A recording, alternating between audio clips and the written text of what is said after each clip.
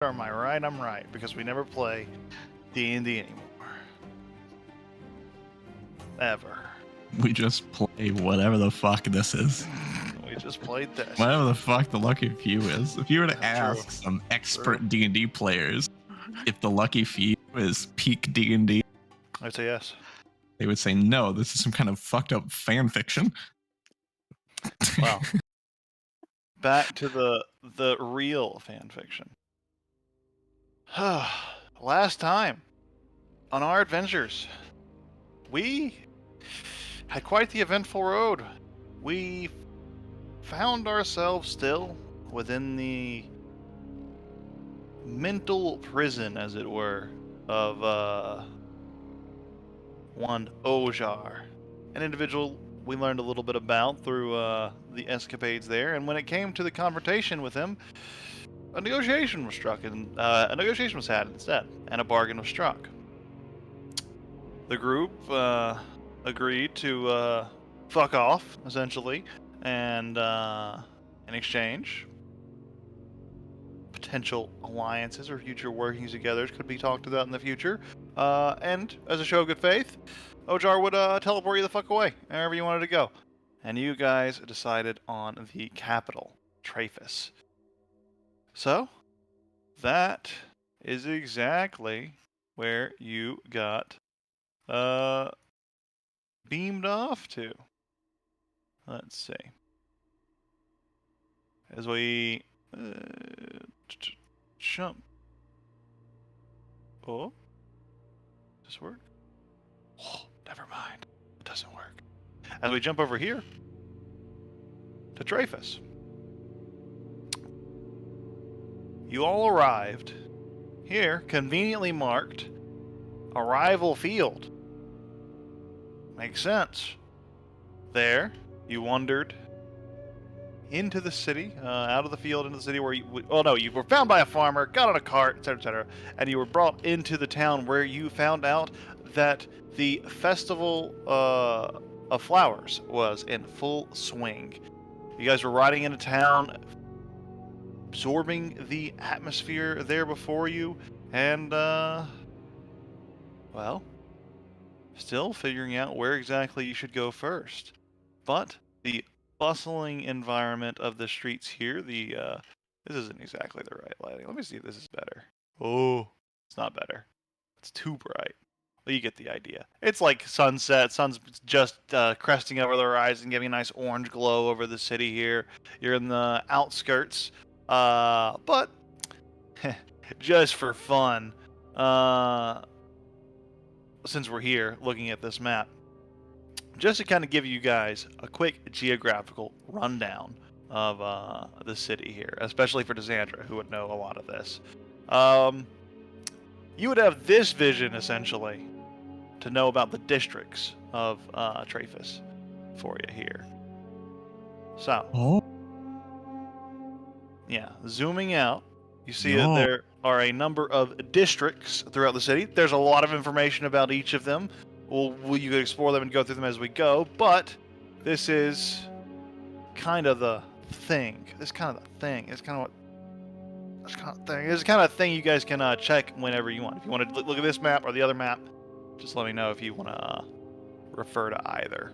Can you post this, like an image of this? Yeah, that's amazing. Absolutely can. But I'll let you guys look at this for now. Primer, maybe? Yeah, I'll put it in the primer for now. I'll read that later. This color coding is fantastic. Yes, I like that a lot. This is wonderful. I think it was very fun to make and very easy to read, which is the idea. And it goes well with the other map, which is very clear. Also, some fun stuff about how the other map's going to work. There's a lot of experimental stuff going on here, but I'm excited. I'm excited. This color coding thing just tickled me. I'm very excited. But one main thing, hang on, I'm just getting that map for you. I'm just going to put it in, the primer. Just put that in there. And I'll put this in here. I'll put both of them in there just for reference. Yeah. Yes. So, Amazing. my mind kind of drew a blanket there for a second because of that. But, you find yourselves within the city. You find yourselves within the edges. Oh, I remember what I was going to say now. Sorry, scatterbrain, because I'm very excited about all this shit. It's very silly. But the one thing I like about this map is it's a little bit different. Oh, I didn't mean to do that. It's a little bit different style of exploration, so to speak. Instead of having like a fog of war here, I found a cool way that I can make these little stickies on the map a little more permanent and harder to delete. Yeah. So I can easily just fill. I know where stuff is, but now I can just put labels where stuff is instead of it being pre-labeled. So it's almost like you see stuff, you could see that there's stuff there, you don't know what it is until you discover, interact with it, etc. So it's gonna be interesting how this plays out. But I am excited. But it helped you with navigating the city. I know there's a lot of information dump. The Trayfish Districts map. There is general information about each of these districts that can help you know what's there if you're looking for something in particular. Because of course, it's gonna be kind of an open world kind of thing. This is the first open world kind of segment. So a lot of exposition there for you, but we'll pop right back in over here as you guys enter in the still in the farmlands. You're riding on the cart. The cart's pulling off to the side, pulls up to a nearby what are they called? Granary. Starts to unload some of their stuff. It's like, well, this is as far as I'm going for the day. I'm about to head back into the farmlands. You folks need anything else, or you know? This is where we're at, is in this like little this farmlands little town. Yeah, you're kind of at the edge of the farmlands where he's parking off the granary. Yeah, where you're on the map. Oh, for reference, if you zoom out, each of these hex, it says over by the compass over there, each hex is 4,500 feet. It takes about 15 minutes at a normal pace. Like it's 15 minutes to move from one hex to another. Correct. 45. So we're about 45 minutes from the entrance. Okay. Correct. Cool.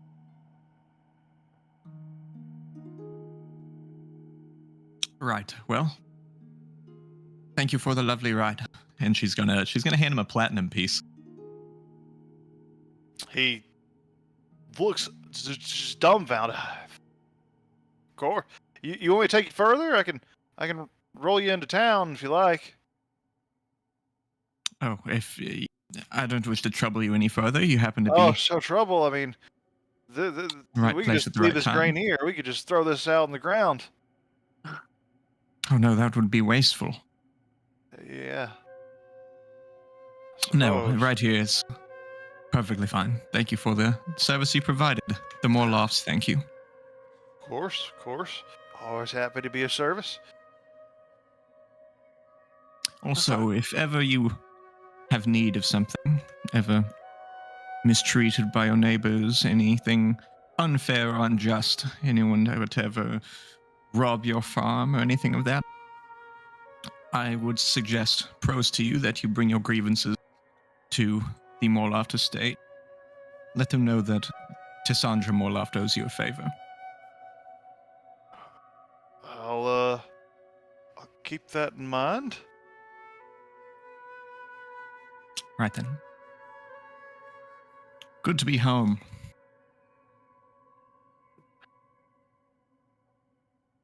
Oh. Well,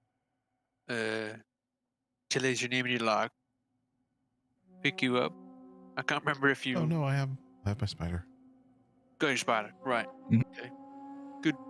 Would Tillis know about the Festival of Flowers? You're a good Imperium citizen. It is a time. Hang on, I should tell you some more about it. In just a second. Just making a note here.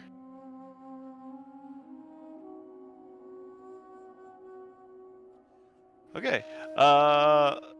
So the Festival of Flowers. It is a festival. Yeah. It takes place between the 13th of Hixius and the 20th of Hixius. It's a yearly festival. It is a empire-wide kind of dealio. People travel far across the empire to come to Traphis to celebrate in the Festival of Flowers. What usually happens is the waterfront district will be actually sometimes it's different districts. They change it every year depending on what they want to do. But they'll decorate the district and they'll do various things. A lot of times they'll have almost like a carnival-like set of games and prizes to be won with tickets and such. A lot of fun to be had there, and some of the prizes that they give out in these things are expensive. They're useful items that you not necessarily find so easily. They're not, always simple kid stuff. It's stuff that can be very important to even adventurers and stuff. So people of all walks will come and participate in these games to try to win prizes.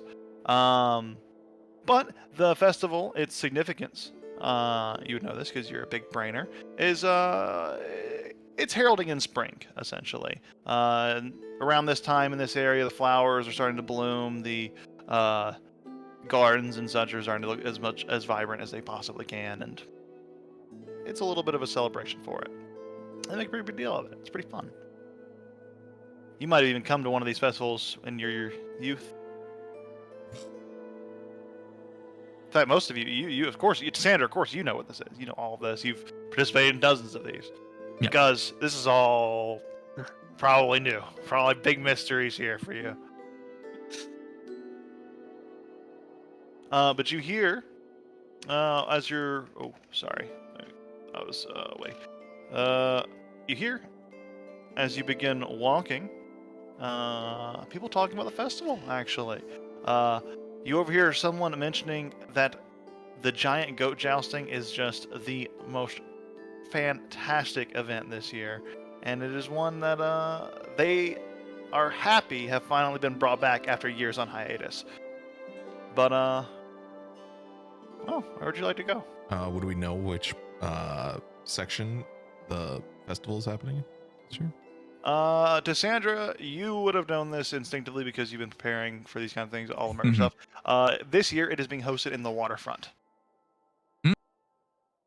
Oh, that's exciting.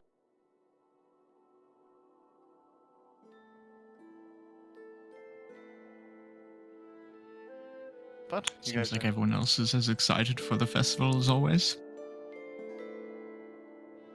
It's a wonderful time to visit the city. What's so exciting about flowers? Well, there's games and treats. There's all sorts of games. There's combat games, games of wit, lots of gambling, drinking, dancing. Probably games of strength. You might win a lot, Oh. Gus. I could be good Plenty. at that. I'm also good at dice. If we use the 6 ones. Mm-hmm. I hear that somewhere in the outskirts, I don't remember if it was over here in the farmlands, or perhaps over near Slepos? Slepos. It's kind of rolls off the tongue. Slepos. That some of the locals do a little bit of what do they call it? I don't remember the word they used exactly. Some local colloquium for it, but it was mud wrestling. Oh, like, Slepos, just the briefest of rundowns. Slepos is a poor district filled with broken Yeah. people and broken dreams. Yeah, Yeah. exactly. Yeah. They do like So mud it's wrestling. very apt. It's very apt that you said that. They do. It's sort of a no rules, no holds barred type of thing. But I've seen that some of the larger, hairier ones like to wrestle each other into submission, and some of the others wrestle the local hogs, bulls, all that sort of thing. It's sort of a who's the big dog out here. I think you could be quite fruitful. You likely won't win much, but you like win a lot when you're at home? do I win a lot? Yeah. I did It's in my like youth your when I house, participated. right? When I was a young girl, I tended to. Well, I was invited to a lot of the young girl games, and I don't think they enjoyed my presence there very much. Oh, did you use magic to win? Yeah, No, I'll be just a pretty mad too. premedication. It's actually baffling how uneducated some of the local youth are. They don't have a care in the world. They spend their days frolicking and playing little games, and they should be buried in books and studies and tutors. Yeah, but the What? mud, it teaches Oh, I'm sure you, the mud is you know. riveting. Oh, Never Yeah. participated. You're riding a giant spider, right, Dillis? I am riding a giant spider. You get a lot of strange looks, but this is a big city. A lot of strange things in the big city. I'm certain this won't be the strangest thing this city sees. But yeah, you get some odd looks. You get a little like nervousness, but like guards see and there's like this kind of shit again. They're used to adventurers and this kind of bullshit coming through, and they're just watching carefully. Though it is odd, they do like when they look at the spider, they look less surprised than when they look at you and see who's riding it. That seems to be more surprising to them than anything. That makes sense. That's fair. So, now that we're here, now that we're back home in Dreyfus, I do think that we're long overdue for some of the libations of civilization. Should all get some proper food, drink, new clothing. Tillis, I'm sure you could use some. Guzrak, I think you could clean up quite nicely with the right tailor. I mean, my clothes are pretty good. They fit. Oh, you do not know what it is to have clothes that truly fit. You will learn. If you say so. I do say so. All right. Some new clothes No. would be nice. I know just the person. We should maybe, if we have time, go see the festival. Oh, of course. You can't visit Dreyfus during the festival and not participate. Okay, cool. That would be an insult to the city. Have you know my family puts a lot of money forth for these types of things. And as I said, now is likely the best time for you to be introduced to the household. She's in the bestest of moods. And the sound is all floral. Okay. Is that where we're going first? Oh no, I don't wish to rush things. This is your first time here. Rushing you straight to the estate would be underselling the rest of the city. I almost feel like it would spoil it. Plus, Travis's nightlife can be quite enjoyable in the right places. Okay, yeah. Plus, I'm kind of hungry. I've never gotten to explore much. As you start to get deeper and closer to the edge, so you get another 15 or so minutes closer. You guys can move 15 minutes closer. Move up. Boop. Yeah, there we go. Thank you. As you do, you start to hear a bit of festival music. Seems like the entire town is alive with energy tonight. As you start to get closer, you start to hear some right now it's pretty somber music, but it is merry. It is giving a environment that is welcoming, and the gates are just a little ways off. Do we see people playing instruments? You do. Like sitting on the porches, sitting on the streets. Like various houses are just especially out in the farmlands. You see a lot of like rural farmer folk playing on their various farm instruments. One's got a banjo, just kind of strumming along. And you see like a lot of like improvised instruments, like washboards, stuff like that. You got a lot of creative uses to make some music out here, even out here. But even a few people, you get like flutes and a few like professionally made instruments, especially like woodworked. Any woodworking stuff, you'll get a lot of good stuff. Because it all comes from the Imperial Woodlands to the northeast, which is, primo wood, all that good stuff. So you got a lot of. Do I recognize any of these songs? Company. A lot of these are traditional farming songs and worker songs, sung or played in times or in places that are, more blue collar. So yes, but you're not like these aren't your songs by any means. This is a first great taste of Dreyfus. Behold. And she's gonna walk over to some group of just like fucking commoners out here jamming out or whatever, and she's going to like on her little messenger bag open it up, and she's gonna pull out her flute and is gonna undo it and like blow through it and clean out whatever dust and sand was left. She's gonna like excuse me, do you mind if I cut in? It's been so long. They just like look at you and give you a nod. And she's gonna like a crate or a barrel or something and just like scooch it across the porch with like her boot, sit down like she's one of the boys and just start fluting it up. Make a performance check. Can I do the instrument check? Yep. I'm proficient with the instrument. I'm half proficient with performance. Yeah, totally fine. Cool. So I'm just gonna do a charisma check that I'm proficient. This'll work. I'm not intimidating them, but this is just what I'm rolling. You play a very scary flute. Some haunting stuff. It's okay. It's about on par with them. You get a good flute. I mean, but then like the banjo player kind of like out twangs you a little bit there. Sure. But you get a nice little vibe going on. You get She's a not nice doing little it to jam impress. session. She's doing it to enjoy. Yeah, you're yeah, you know what I'm saying. Being a part of the people. And this is probably strange to the two of you. This is by far a different side of Tess that you guys have ever seen. You maybe saw a glimpse of this before she waltzed off and kind of mingled with the people at the racist party. Seems like all of her angst and shit-eatingness has just kind of vanished amongst these people. She's like genuinely pleasant, which is probably unsettling. Dillis, this song sucks. And also, Tess is acting really weird. I don't.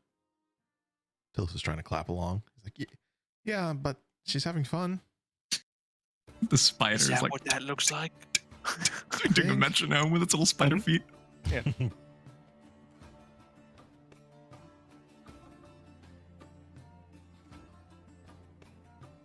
Well, You haven't resummoned Alex yet, have you? I haven't. Just make sure. Delark, you have to stop. Is this like a thin bone thing? You gotta like stop and play music when you go home? Oh, no, you don't have to. Oh, But sometimes it's nice. It, like, makes coming back exciting. huh. I guess so. Like, when you go back home, they'll probably play music for your return. If the dragon helps. No. Oh, well, maybe. I don't know. Guys don't really play songs too loud, says the Taskmasters, you know? You guys don't have any, like, Guz songs? Well, we all sing real loud, or we play the drum, and then the Taskmasters say, it's too loud. So, not really. If you want to be loud here, this is the best time. Alright. Gotta find a drum. Yeah. We'll see if anyone has a drum that you can play.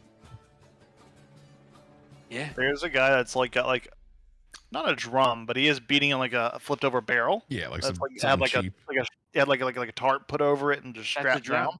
Yeah, it's pretty much a drum. Yeah, But it's a it- drum. What are you talking about? He's got a drum. That's a drum. Just There's a barrel with a top pulled over it. Oh, that's a drum. That's not a drum. What is? He looks at you. It's a younger guy with kind of like scraggly blonde hair and just yeah. Hi there, big fella. Yeah. Can I play a drum? You want to play my? Is that a euphemism?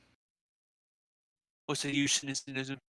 I don't know either. That's why I have trouble saying it. No, it's not. Okay. Sure. The boy atop a giant spider says in the distance. What's up with that kid over there? He's Why did he- Chili's. Well, why does he have a gun? That seems kind of irresponsible. I don't know. No, it's not. I guess it is hard to hide your big iron when you're a 10-year-old. Is he not allowed to have a gun? I mean, you know, it's up to his parents, I guess. Are you two his parents? That's weird how that No. happens. My dad's an orc. My mom's an That's ogre. that's great. Yeah. Give me a drum. And I'm just gonna. Give me a drum, bitch. You did. Enough talk. Time for drums. Well, I'll just find something else to play. And he wanders off. Give me lunch On a money while you're small at it. drum. It's like a 40-gallon drum. Yeah, it's huge. It's like. Oh, yeah, I'm sure he has to put it down and play with 2 hands. Gus is just like, Guys can like hold it with one. You really can. Do you want to play the drum? Just as loud as possible. With no regard to anything.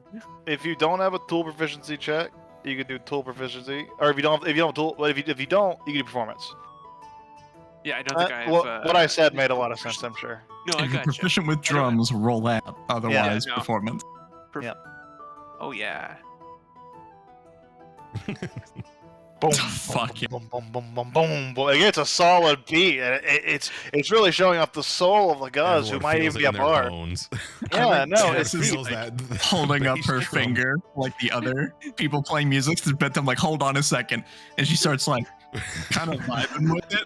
She's like, all right, everyone, we're playing Forte tonight. And like just plays her flute as loud as she can. Just like keep up with it. This is more accurate. Right. Come on, more Forte. Fortissimo. Yeah. Really send it. It gets exciting. Two are very exciting. And the drum, Guz is going crazy on the drum, like rapid speed. Clear Tess is visibly. Each of his fingers are just like making. He's tapping on the side of the drum too, to like make all like the carrying it on. It's really impressive. I've never seen someone use vibrato on a drum. That's interesting. Do you just Pretty like good. squeeze it and like flex it? How does that work? Yeah, No, musical they break genius, Guzrock. sometimes. I underestimated you. You know, of all the things that you should be shit at, like dexterous stuff, charismatic musical Playing stuff, the you just seem drum. to be absurdly talented at. And Well, yeah, she's guys, just like using her there's so much lungs to the best of her ability, fluting her ass off, trying to play loud enough. And Gus just fucking smashing the drum, just making as much noise as possible, which apparently ends up being quite enjoyable. Because well, everyone else is joining in with you too. Everyone else is Blows like a hole through adding the into tarp. it. It's getting Fuck it. intense. Turns it, start knocking on the side of the drum because you already punched a hole in the tarp. It's more acoustic. As the performance slowly starts to wind down and the drums start to beat back to their normal pace, you all see a wonderfully dressed man wearing silken robes and golden chains and jewelry all across him, clapping his hands, and he looks at you, Guz. That was pretty damn good. How would you like to play my club tonight? Oh, like me? Like professionally. He would love to. Oh. Fantastic. Well, here you go. Here's the address. He gives you a little like stone tablet card. You know where to go. And then he's like, "Hey, be there at midnight." Would not miss it for the world. And he wanders off. Are there any Finger A's, guns his B's, way or off. O's? Yeah, he fingers guns and leaves. Where's the guy who I took the drum from? He is kind of like he was wandering off, but after that like huge accoutrement, and now the vibe in this area has drawn much of a crowd. He is back, with, like along with a lot of people. That you drew a big crowd, by the way. A lot of people came out of their houses, came out of the. You see people coming out of like the other side of the wall, coming out just like peeking out and seeing what that noise is because of all the ruckus you drew. It's impressive. I have to buy a drum. Oh, you don't have to buy a drum. That's absurd. No, this one works. No, you'll have a drum, but you won't be buying it. Don't concern No. yourself with it. And Tess is gonna try to lean over and read the card. Is there like an address to it? Mm-hmm. Yep. Yeah, she's gonna like announce as loudly as she can to the gathered crowd, saying, "That's all for us tonight, folks. We'll be playing later around about midnight at place." It's the place it is rings a bell to you. Actually, it's a place in Upper Gusau, which is one of the upper end districts. It's one of the higher and hoity-toity McFloydy Rich Noble area. It's actually right there next to your Yeah. estate. It's an Apaguso. And if you can't afford to be there, don't worry. All the food and drinks and entry fees are on me. Free drinks, free food, free music. A lot of Starring the new local legend, Guzrock of the Drums.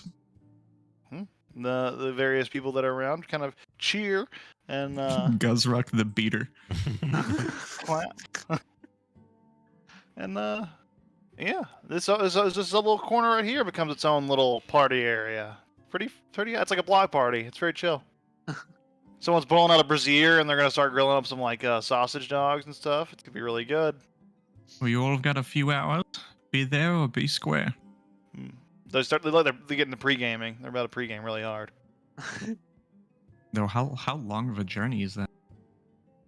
The other side of that's a town? question. Pretty far.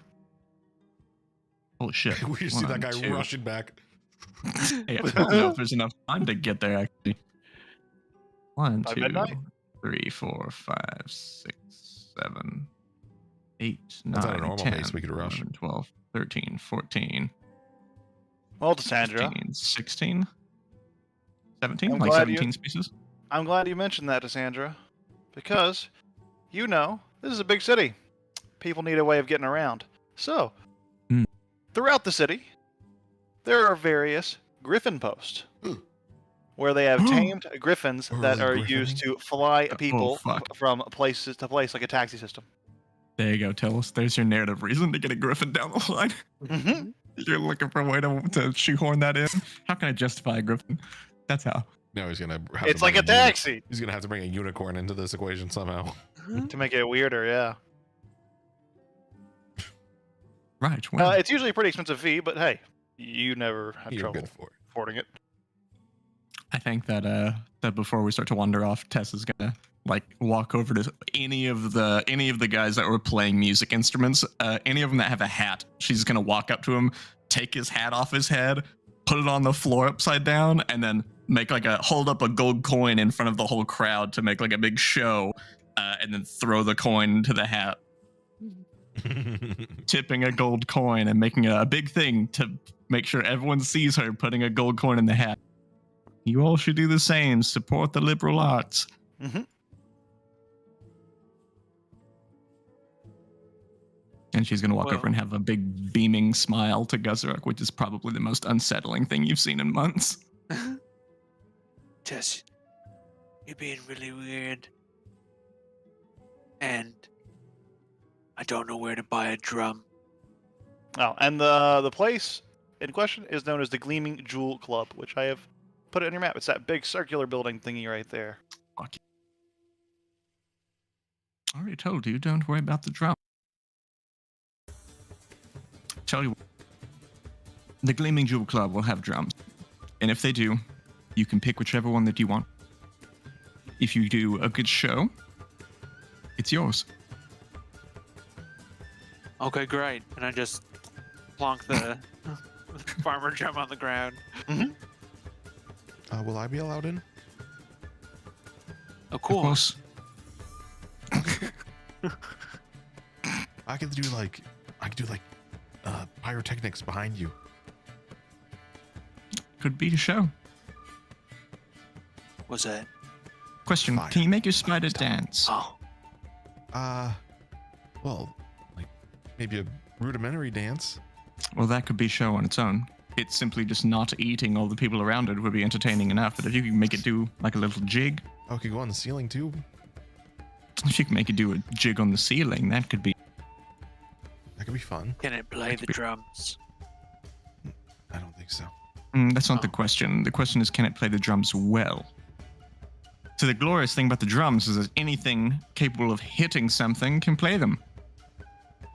That's kind of true. It could play Tell us. 8 of them. You see, fly over the marble wall, one of these griffins that I was just telling Sandra about. You this is pretty impressive. There's a little rider on it. It's cool. It's cool what they got. They got like this particular group seems like a family of some sort riding on it. There's like the main rider, which is the seems to be like a fatherly figure, and then there's like 2 sidecars. One where there is a wife holding a small child, and then the other sidecar on the side there's like 2 children like sharing a seat, and they are flying off, around, and almost looking like they're taking a scenic look of the entire setting, and they're kind of like all like oohing and awing up there. Tillis looks up and he cannot hide his like awe and desire, but then he looks at his spider and he goes, "It's okay. Well, another time we'll go."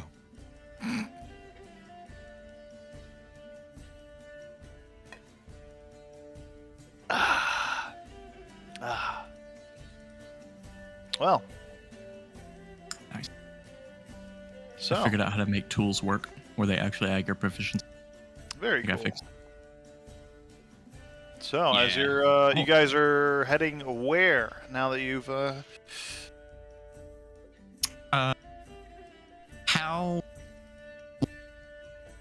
How easy, I guess, is it to find one of these griffin taxis? Like, are they kind of everywhere, or are they like pretty sparse? there's a few posts here and there. You can find one pretty quickly, but you can also hail down wandering ones if you know the calls, which you would as a Morloft. You can, if you see one in the sky, you can whistle and you can call it down. They're smart enough to take payment and receive payment. They're well enough trained. These griffins, they can like function on their own. They even understand common. How many people does a griffin hold?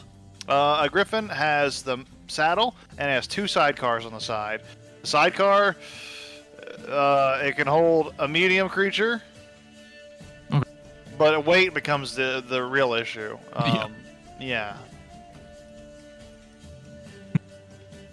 I'm Right, pretty well. strong, but you might have to get multiple, you know. Get Which- 2 griffins. The one griffin, the cool thing about a griffin is you can call one down, and since they understand common, you can tell them to go get more griffins, like an Uber almost. And they'll come Mm. back with more And griffins. wouldn't the Morlofts have a fleet of black griffins? Is a black griffin not like a little, I don't know, spooky? It's not very friend of the people. Might be a little on the nose. But no, we absolutely have well, black the griffins. well, the griffin trade is a very unique one. It is not one that is so easily. It's not mainstream. It's not like there's like 100 different tax services. There is a particular guild that controls all of these griffins, and they all make their cut from it. It is a Just to very put you on the spot, time-consuming effort to train these as well. So it's very niche. where is that guild? Like, where is like the griffin hub? Which The the Griffin hub is actually in the Imperial Palace. They have a special segment there for training all the Griffins, and the reason they have that is because they have a special deal worked with the Imperium that they can have Royal Imperial Griffins trained for combat and warfare, which Mook saw in another campaign. Oh. Foreshadowed, like a Yeah. year ago, Cool. 2 years ago. Almost. It was a long time ago. Well, if it's like easy enough, like we're not in like a hurry to try to go to the Jewel Club. If it's easy enough to get griffins, then yeah, Tess is just like, we'll just mingle, walk through the city. We can introduce you to at least a couple of districts right away. There's Learmont. This is a Learmont. Yeah, Learmont.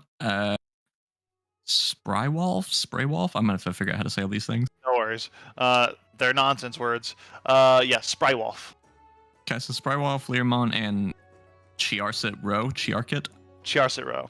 Chiarset Row. That's probably the 3 should. We can go in. We can show you through a couple of districts, meet some people, maybe get some drinks. Okay. So, all Plus, right. you're already blending in. Kazrak, you have a fan base. You have now friends out here in the farmlands. You have a show. You have employment. Yeah. You could become quite famous. I mean, I got a job. That's how it works, right? Come to city, they say, "Hey, you, do a job." Works same way Do every a time. job, And this make a lot of money very quickly. this boss wants you to be loud. Yeah, Mhm. it's pretty good. I was also loud in the desert, but nobody gave me gold about it, so pretty good.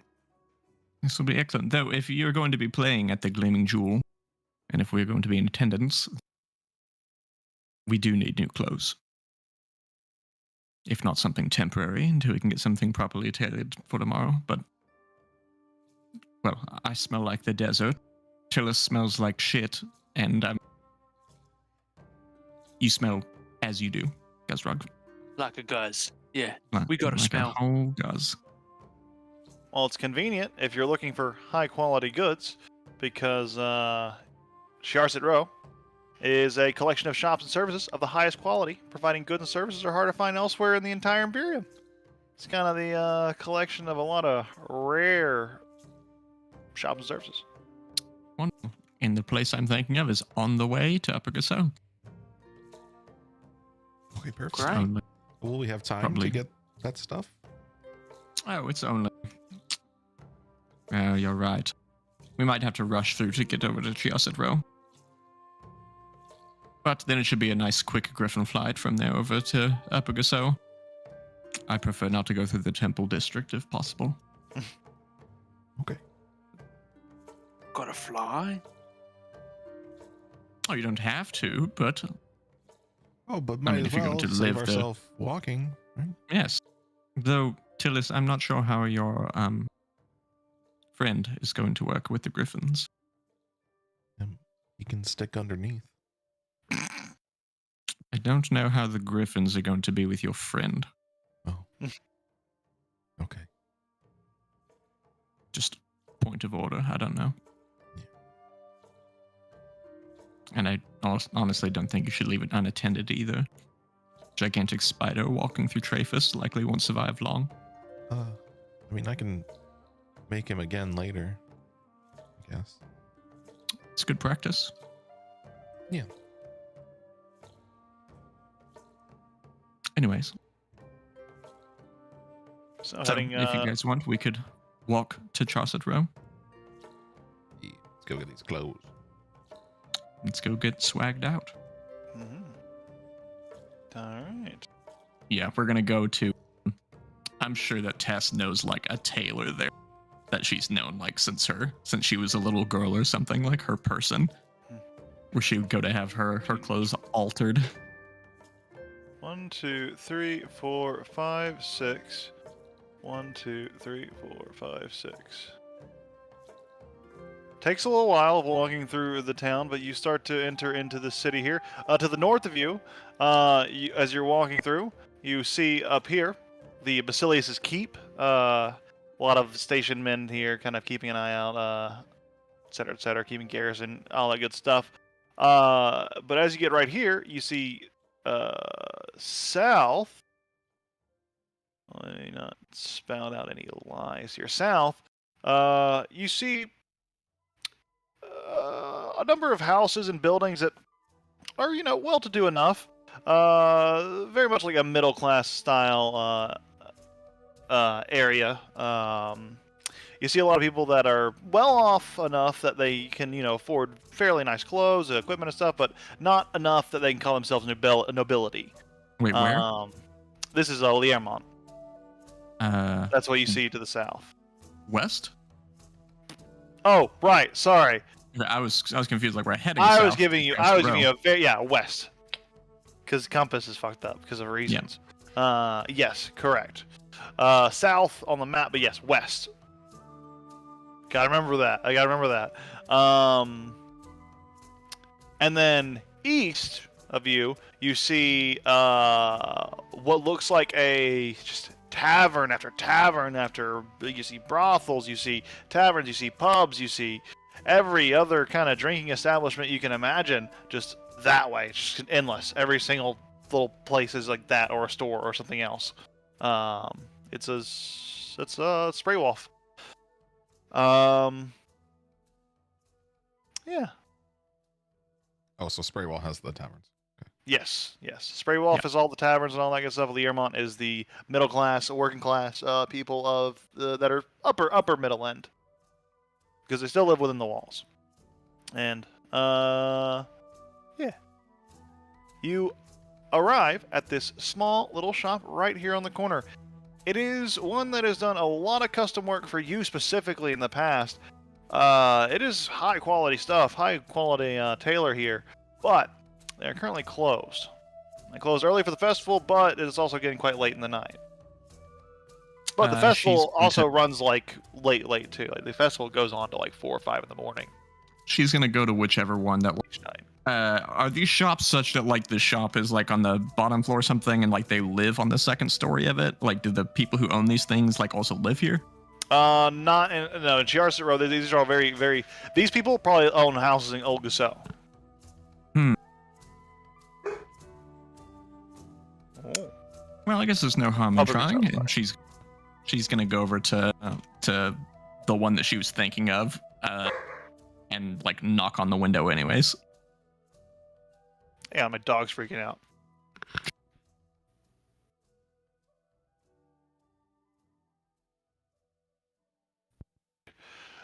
So. Oh, I think my dog's freaking out because there's like a puppy or something going off at my neighbor or something. I'm not sure. It's weird. But, sorry, what was your question? You go over to the window? Yeah, she's gonna go over to the tailor shop that she was thinking of anyways, even if it's closed, and just go like knock on the window anyways. Ting, ting, ting. Percentile tie.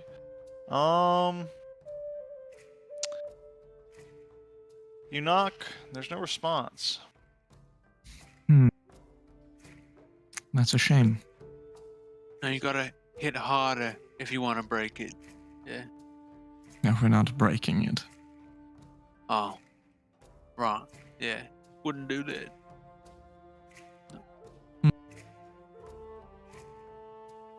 Well, I'm not quite sure what to do then about our attire. It wouldn't do for us to show up at the Gleaming Jewel like this.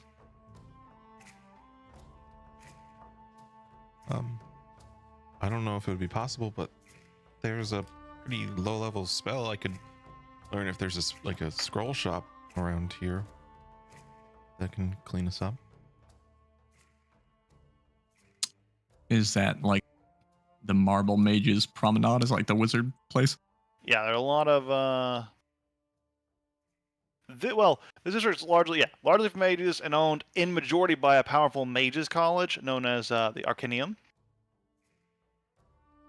They control and own most of that district. They do sell stuff, and they do have like occasional shops and stuff, but it is mostly through them.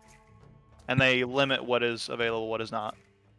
And for scrolls and stuff, that kind of stuff is probably going to be limited to like getting membership within the Arcaneum to actually get access to scrolls and knowledge and stuff like that, and learning spells. Well, I do have a place I'd like to introduce you to, but again, it's fairly late. Might go there tomorrow. Okay.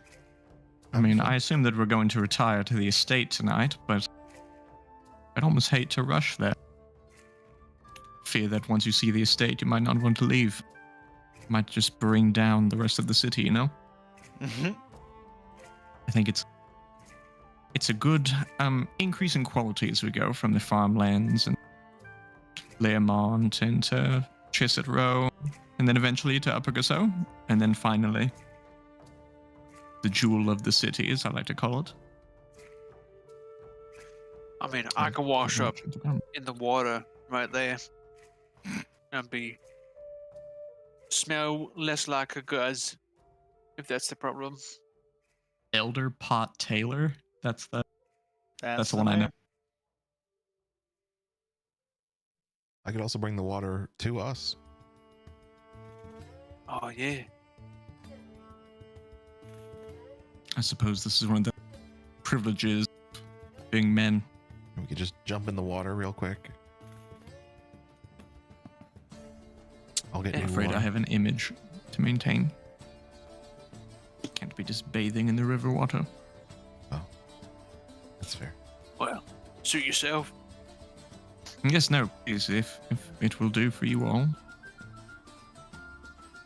Make yourselves at home in the city. You jumping in the canal? First one in wins. All right. The cripple boy just throws himself over the ledge. Oh shit, I can't swim. Oh god. I forgot I can't tread water. Forgot I don't float. So, how are you getting over there? You just waddling? Spider, bro. Oh, you still the spider? I thought you got rid of it. No, not yet. True. Yeah, you fling yourself into the water and splash in. And Guz, as you also jump in, the water is quite deep. Deeper than you expected. It's still going. Still going. Still going. You're still sinking. You're like, huh? I haven't hit the ground yet. It's gone at least 20, 30 feet. Tillis, It's too. Start to swim. Go ahead and make an athletics check for me.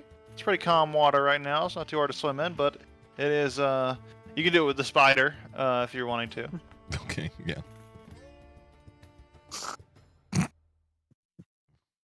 even with a 4. This Guz, is that's a, enough to. It's not particularly hard to swim. So you surface back up, but you look down. It's just like a chasm. It keeps going. It's really deep. Did I get? Like you said, the water was calm. Oh, Yeah. Giant spider's having trouble though, and the giant spider's like, it's like a bog and it's just sinking into the water. And tell us, you might have to try yourself or abandon it or do something, because you are sinking currently. can you guys try how and far grab am I from the edge? leg? You could grab Tillis if you would have. well, can I just make the spider big, and then we can make it to the edge? Yeah, if you're big, you could probably like load to the edge. All right. Make a I'm fucking gonna make sea spider monster in the big. canal. As it suddenly enlarges, its leg catches on and pulls itself over to the wall, and scatters itself back up and straightens up and pulls you out of the water. And then as soon as we're out, I'm gonna drop the concentration. We're like, okay. In hindsight, I should have been a little bit more cautious. Yeah, you know, that's There's not like a a- kiddie pool. That's the canal. It's made for boats. I was Quite gonna just deep. bring the water up here, Ouch. but it seemed more fun to jump in. Is this like a bridge? This is. How high, like, I guess, how far from the bridge to the water? The bridge goes up quite high. It's So like I an guess, arch like- bridge. Like, how high from the, maybe it doesn't have to be the bridge, just from where they, how did they get into the canal? They jumped over the ledge like the handrail. On the bridge. Mm-hmm. Yeah, then Tessa's gonna, like, walk over to the edge of it and, like, you know, take off her shoes very, like, and, you know, line them up properly up against the wall, and then she's gonna, like, climb and like, sit, like, hang her feet over the edge of the bridge, which, you know, is too far to drop or anything, but she's just gonna be hanging out, watching the boys play in the water. All right, well, gotta get clean, and we're gotta get to that place. Oh, don't worry, you have plenty of time. Just enjoy yourselves. Guys will try and just sort of like rub out his clothes, see if he can get some dirt out of it. Yeah, you're getting What it. You're does in the Guzmark water. wear? I think he has like a patchwork of really dark cloaks, like a thief's cloak, but like a bunch of them sewn together, like, and they're like, Big ass toga. Like a basically- patchwork toga. yeah, Nice. Okay. Pretty With a hood. badass. that doesn't fit. I've seen the It- big it's magic small. people with It's just like it's just completely over the shape of his head. Like it's just pulled. It's forced over. Yeah. Yeah, there's like a huge tear in the neck at the back because he's just had to.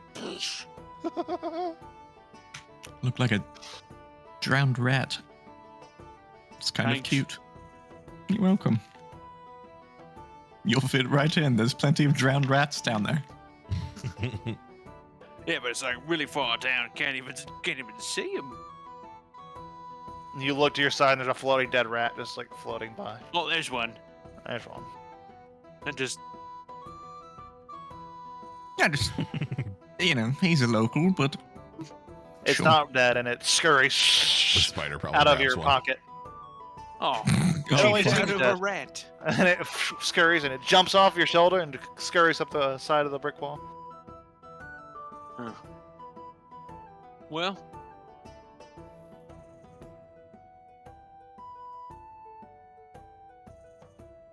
pretty clean. Well, yeah. Oh, you guys are clean in the river. You're fairly clean. It's fairly clean as bathing in a public water It's like way little can get you. clouds of dirt and sand Yeah. kind of wash into the canal. Yeah, absolutely. It's No, refreshing, not the that's for worst. sure.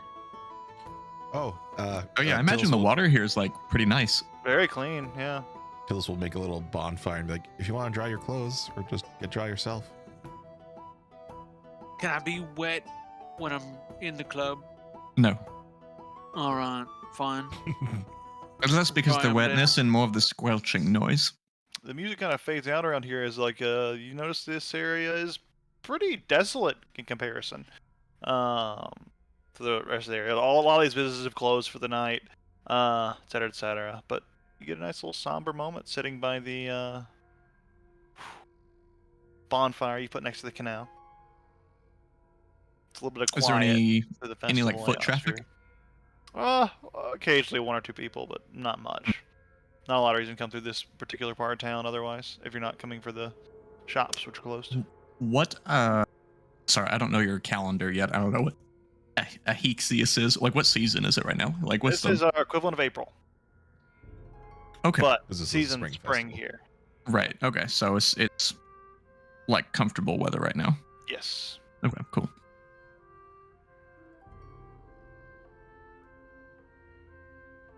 Well, we have around about 2 hours before the show sets up. So we've made significantly better time than I anticipated. And you look in the air and you see a number of griffins flying back and forth. It seems like this is a busy night for them. So, as I said, we can. I think I would like to hitch a griffin from here, avoid going through the other districts. That sounds fun. It is fun. We might have to get a couple. You and I can share, but guys will likely need your own. You have no problems with flying, right? Oh, my feet never left the ground. I don't know how it's Uh-huh. gonna go. How were you with the I didn't really pay attention at the time. I was too busy being pedantic. How was your trip on the dragon? Oh, that's true. I did fly, but he was really big. Made sense, you know. Just light the ground. You know. Dragon was big. Griffin's small. I can make the I know. griffin big for a little bit. Yeah, it might be better. Yeah. Gus is pretty big. Is there like a ordinance that's like, don't fuck with the griffins? Yeah, I figured there was, like don't plug your phone into the public Uber, that kind of thing. I'm sure the griffin is plenty large enough to carry you, especially if you're on your own. I don't think any magic is necessary, nor encouraged. If you're sure. I'm sure. I heard that birds have like really thin bones. Oh, it's like a Thinner bird, than but yours. also not. Did Bardic tell you that? Probably. He said how easy it was to Easy snap to all the break their birds. neck. Funny that you mentioned that, but exactly one of the reasons why the "Don't fuck with the Griffins" fuck with the ordinance was put in Griffins. place. Yeah, that tracks. Oh, It was gosh. expensive to keep replacing them. He thought they were public property, like a bench that you could just vandalize as long as you could afford it. Which is true at the time, but turns Not out Griffins anymore. have feelings. Oh. What if I hurt its feelings? And it snaps Well, you might because it's got thin bones. hurt its feelings by talking about its thin bones or saying it's small. Oh. You're Griffins right. are large-sized creatures, right? They're large. Oh, I mean, if it Yeah. makes you feel any better, Griffins are larger than you. griffins are the same size of a horse. That's true. That's like a horse, but Yeah, but in spirit, you're the same size. And their wingspan, they're much like wider. I'm not actually sure if in spirit are the same size. I think Griffins are quite prideful. Oh. They have no predators, if that makes you feel any better. They're the apex of the city. Oh. I've heard tales of wild griffins fighting off worms. Oh, worms are really small. They crawl around in the dirt. Oh no, different spelling. Not like ground worms, like small dragons. Oh, then they must like the water lord. He also doesn't like dragons. Yeah. All right. Griffins do like Also- fish. Do you know, just for fun, do you know Kobe beef? Kobe beef, yeah, like the Kobe Japanese beef? steak. Yeah. Mhm. These griffins live similar lives, like, in their downtime to them. So they're like they get fed the good stuff. That's the only way to keep them tame with how independent and Mhm. shitty Intelligent. they can be. Yeah. Yeah. They have to be coaxed. Right. Well, I suppose That being said, they don't take kindly to ornery patrons. Mhm. They are very much. They'll kill you if you fuck making them mad, essentially. And it's I'm sure happened. that And the griffins are never to blame by city law. once we call down a griffin, all of your fears would be assuaded. I think we'll quite Hope like them. so. They have the "don't fuck with me" kind of aura about them, and I recommend that you don't fuck with them. You got one of those too, so I guess it's like same guy. You comparing guess. me to a griffin? Yeah. I Or like maybe I'm that. That's a comparing new the one. griffin I like that. to you. Griffins don't know like magic, right? They can't like. I mean, they can fly, but not by magic. Yes, they largely don't have need of it. I'm sure that if you were determined enough, you could teach a griffin magic. They're quite intelligent. More so than most people, in my experience. Or Well, maybe that's just me loathing common people. Solid. 2 intelligence, according to the monster manual. Which I think's inaccurate. Yeah, These griffins are smarter.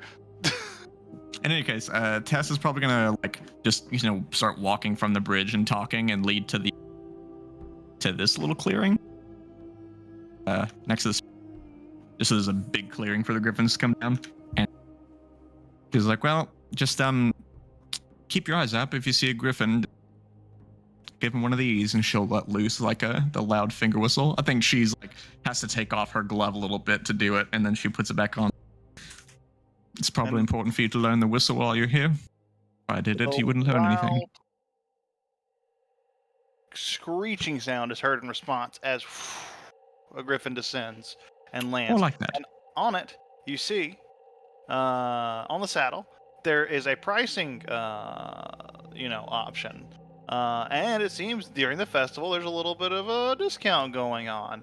One griffin can carry as much as it can carry, and it can take you anywhere in the city, one-way trip from where you are to anywhere in the city, and it can take you there for a measly pittance. Really. It's gonna be a silver per hex. Yeah, easy. Yeah. More, she calls on the griffin and hears the screeching. She's gonna wander over to that fountain and just take a hand cup of water and just take a big old long drink of it. Yeah. Shake it off. Right. I guess if the griffin comes down, she's gonna say that we need another one. Yeah, you'll need 2 griffins. So it's for the festival pricing, it's gonna be 2 silvers for both of you. 2 silver per hex. You want to travel, but it can get you there quite quickly. I think that she's gonna. They understand common, yeah. This They is do. She's gonna say, yeah. I think this one's yours, Guzrock. I'll just send you straight to the club. Just wait for us there, or don't wander around. It's your city. Tillis and I will Alright. catch up with the next one, and she'll explain to the griffin. Take Guzrock there, and if there's any other griffins, to send them our way. Otherwise, we'll wait. Okay. Just do the math for me and deduct the appropriate money. It's straight line. Yeah, but they can fly straight. Exactly. 1, 2, Oh, 3, actually, 4, the 5. Imperial Palace is a no-fly zone. Oh. So you have to, they do have to circumnavigate around. 1, 2, 3, 4, 5, 6, 7. Okay, so 7 silver. Yep. So 1 gold, 4. Yeah, she'll pay the griffin. She'll put the money into the set. This is how you pay Griffin them. appreciates it. Do you tip the griffin? You It's a tip your Uber personal driver? question. It's a personal question. Is The it like griffin seems like it's waiting for something, but it's not gonna say anything. It's just Okay, kind of if, like if like tipping the griffin is a thing that like you do, then she wouldn't put the silver in. She'd just give it a single gold coin. gives you a nod, and then it looks at you as if to say, "Ready to go." Is Guzrak on it? I think Gus like approaches gingerly, and he puts like one foot in a sidecar and a foot in the other one, and just like, They can smell fear. and he just like lies down and hugs its neck. It's gonna be good. It looks a little uncomfortable, but it's like ugh. It's a little disgusted, but it's like I got a job to do. She thinks she's gonna like put her hand on like the side of its face and say, 3 silver tip. It puts up its talon. It puts up like 4. Don't push it. It starts to take off. See there? Flies off to its destination. Guz, you're flying over the city. You see a number of things that His face mostly is feathers. buried. Yeah, I would say mostly The feathers. face and the neck of it. It's a beautiful sight. Yeah, we'll just make a little duplicate to keep up with you and put you over there as you. It takes you. You get there about 4 times as fast. So let's see.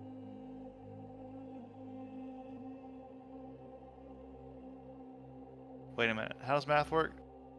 Yes, that would mean each takes about 5 minutes, so 7. Yeah, it's about 40 some minutes of flight. It's a pretty good little drive. You get to see the city while you're up in. Well, you don't, but you're in the air. What are you two doing with your griffin? We do already have a griffin. What? We already have a griffin. Like another one is Yeah. already come by. Okay. Yeah, exactly. Tills probably gets gently lowered down into a seat by like the spider positioning himself and then like crawling out. I'll be like, She's going to. Tessa's going to hand Tillis the gold coin. You have to pay it.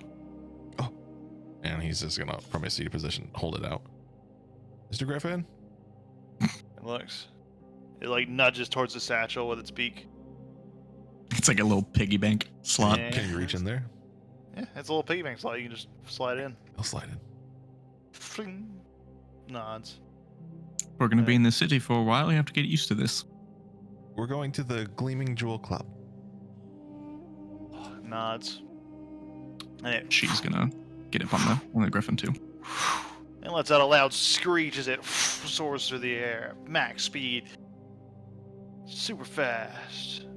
While we're up in the air, she's totally educating him. Like, that's the temple, and over there's the Imperial Palace to our right, and blah, blah, blah. If you look out the window to your left, you'll see the South. I think as much as giving him.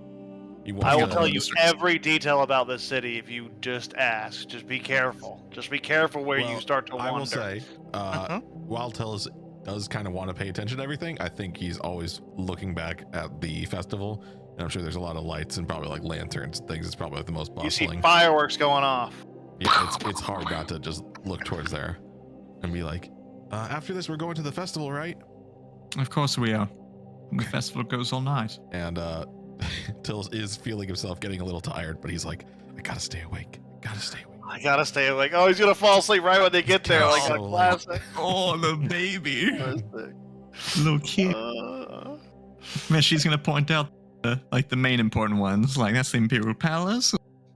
Back there's where we came from. And there's where we're going. And right over there, and she's going to point to this, like, just fucking, like, fuck off type of manner. That's the Morloft Estate. That's where you're sleeping tonight. Just to describe it, actually, seeing it from the exterior, you've seen some large buildings, certainly, but as the Morloft Estate comes into view, they feel much smaller by comparison. Built as much in the Morloft's unique sense of style as it is in traditional Drearenthian architecture. architecture. Hard to say words. It's imposing for sure.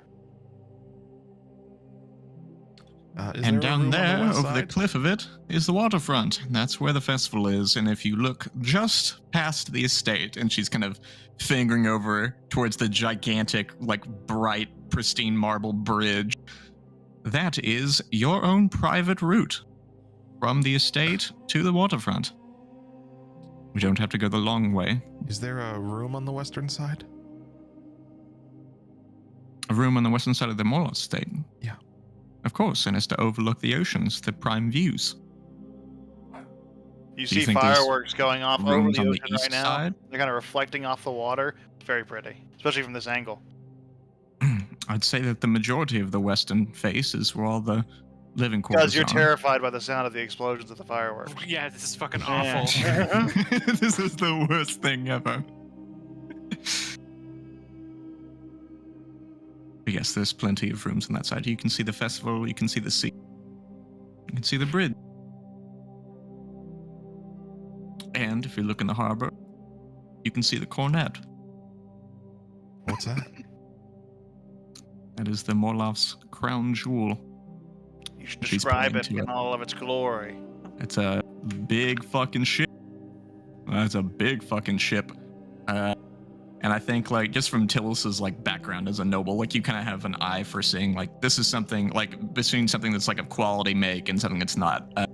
And compared to, like, most other ships, the Larkspur Cornet is extremely well kept. Like, the sails are all, like, one even color.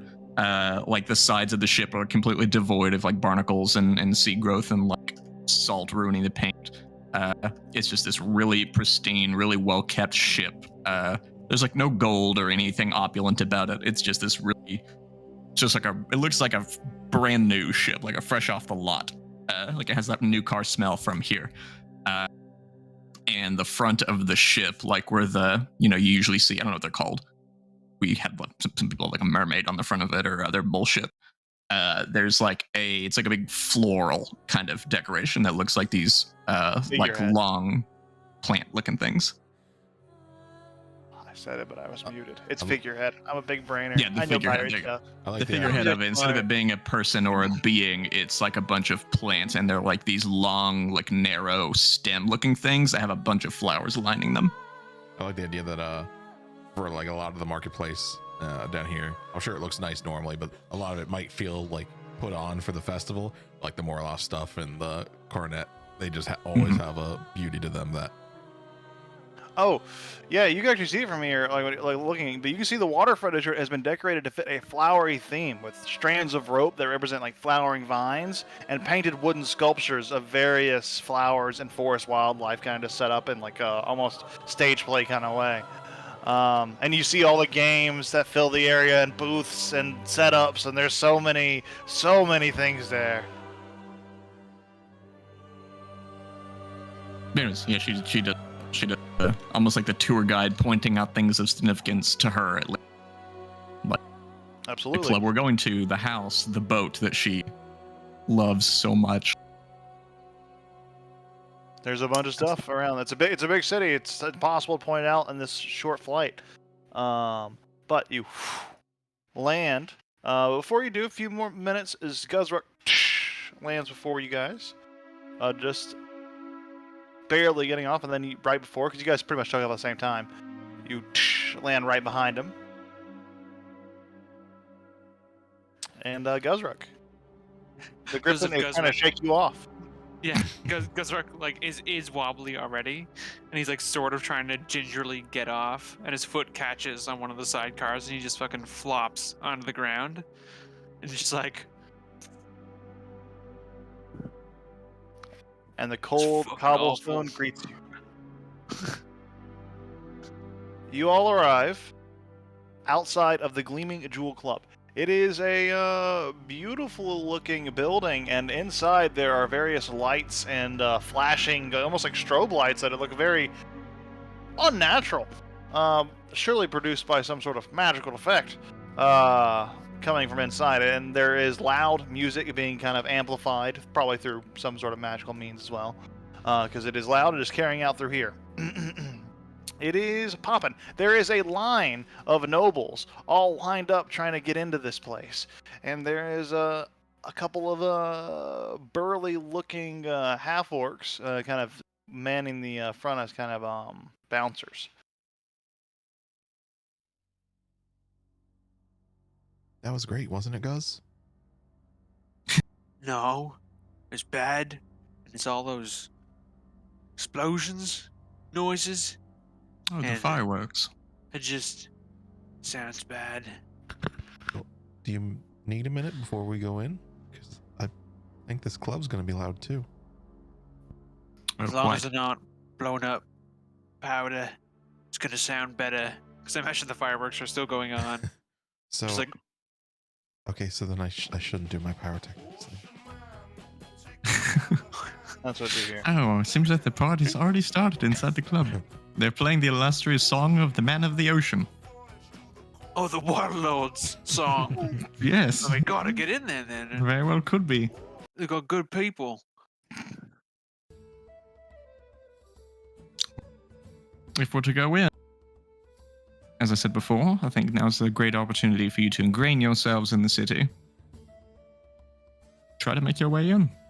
If there's any problems, I'm sure I can get us through, but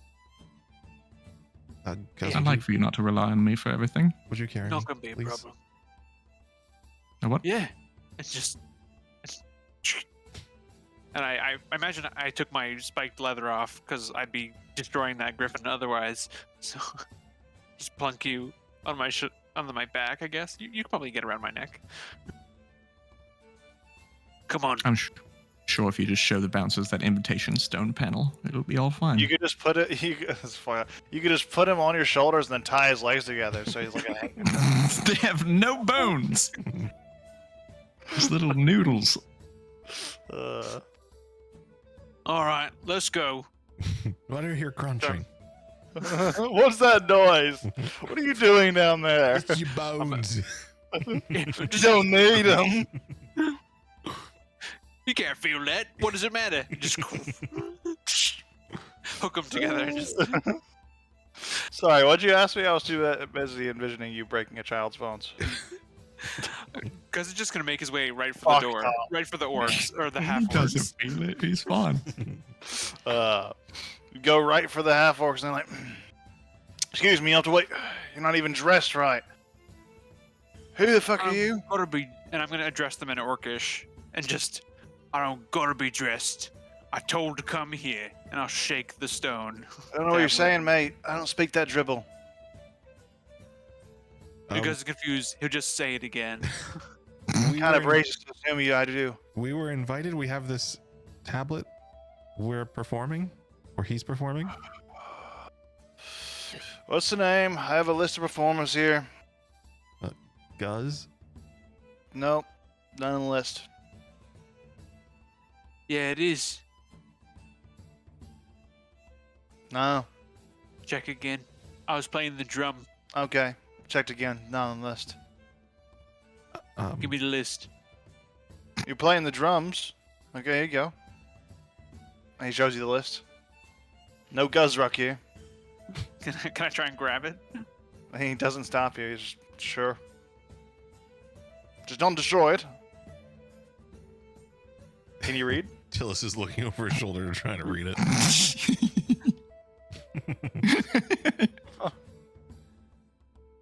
You look through. There's no mention. Make an intelligence check. Okay.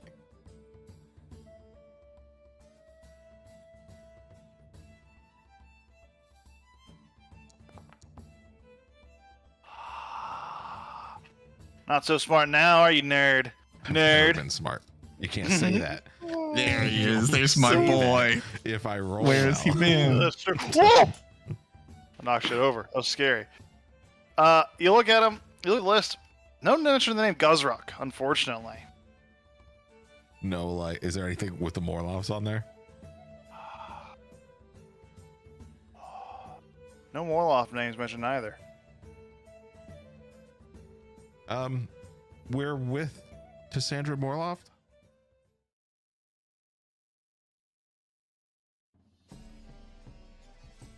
Or where are you, Sandra?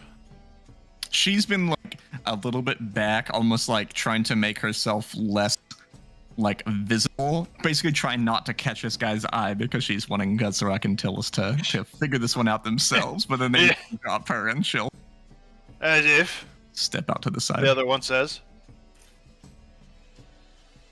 No, really, we are. Oh. And the owner of your club saw us, and we were playing, and he invited us. Was that Oh. the owner? Would I know who the owner is?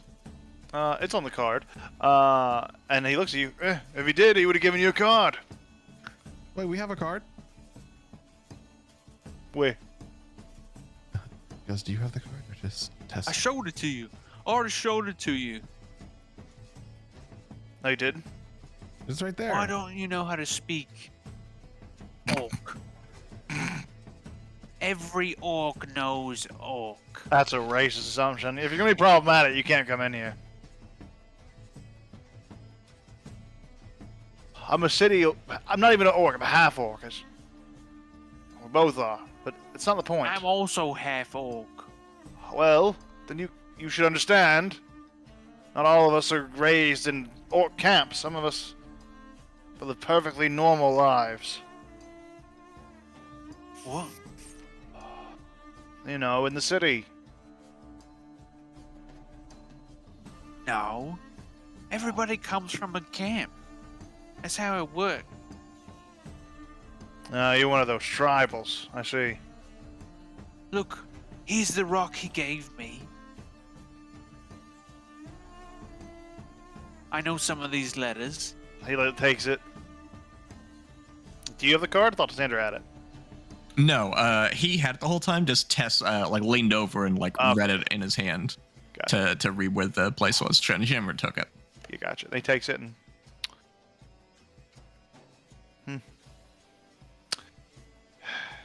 This is Knopf's card. All right. He opens the door. Go on in. We were told you guys would have a drum. Yeah, it's all set up backstage.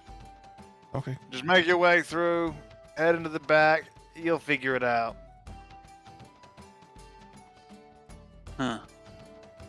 As they go, Tess is gonna kind of make herself apparent and follow behind them. Say, "I'm with the band," and just walk in behind. I'm just a groupie, no one else. So, as you head in, you enter into the Gleaming Jewel. It is a lively atmosphere in here, and you see there is a bard currently playing, clearly some sort of magically infused bard, as they're using arcane magic to make duplicates of themselves and play as almost their own band, and they are also amplifying their vocals and sound in a magical way, very thaumaturgy-esque. It is an impressive show. They're using illusions and enchantment magic to make lasers and lights and all sorts of shit. It is a spectacle. And you got in right in the middle of it. There's a bar, like an open bar set up, kind of away from like the general stage area where all the show's kind of going on. This bar is pretty much full. It's slam packed, a ton of people in here, like all lined up, all around the bar, crowding around the bar, grabbing drinks. Some people are out with the dancing, etc., etc. But it is a packed place. Very busy. Very, very. You look around, and you don't see the owner anywhere. He doesn't seem to be on the floor here. However, looking up, you do see there is almost like this glass that you can't see there. It's like opaque glass room kind of built that it's almost, how do I describe it? There's a set of metal staircases that kind of go up to this onion-shaped glass object that is attached to the ceiling. You can't see through it, but there are doors that kind of go into that as well. Kind of overseeing the entire like dance floor in the bar area. Kind of like looks over this entire club floor. That is another thing of note that you notice. But no sign of the boss man himself. There's the stage, there's the bar, there's the onion, we'll call it. With my little bit of elevation being on Guz's shoulders, what does it look like? What's the crowd in here? Is it are a lot of people dressed the same, or does it seem like a lot of people from around the maybe country have come to this party? All nobility, but different styles of nobility. You'll see, like, various different people of the Imperium. It's a big mix right now. That's probably why it's so popular right now, is because, of course, all the travel from the festival. But yeah, a wide mix of people from all across the Empire. So, Guz, if you don't want me to make a loud noise, I could still do like effects like what they're doing. It'll be just quiet. Yeah, like pictures, Like a silent Yeah. image. like a silent image. Yeah, like a big color picture. Yeah. Yeah. You see a young elven man, kind of a half-elven man, I should say, comes forth. He's wearing very fancy clothing, very finely dressed, very much fits the theme of the kind of area in the upper-class noble establishment, but it definitely has a level that is, it's nice, but it's very there to be identifiable as service. Definitely is like an employee kind of staff outfit. Walks up to you. Sorry, your look, it's just not going to work. But I'm here to help with that. I don't know what would look good on you, though. Do you have any suggestions for what you might like to wear? Well, I got my leathers. Yes, that's the problem. You need more. Something more refined. I want to wear a mask of justice. I mean, maybe like a cloak? Not you, boy. You're not performing.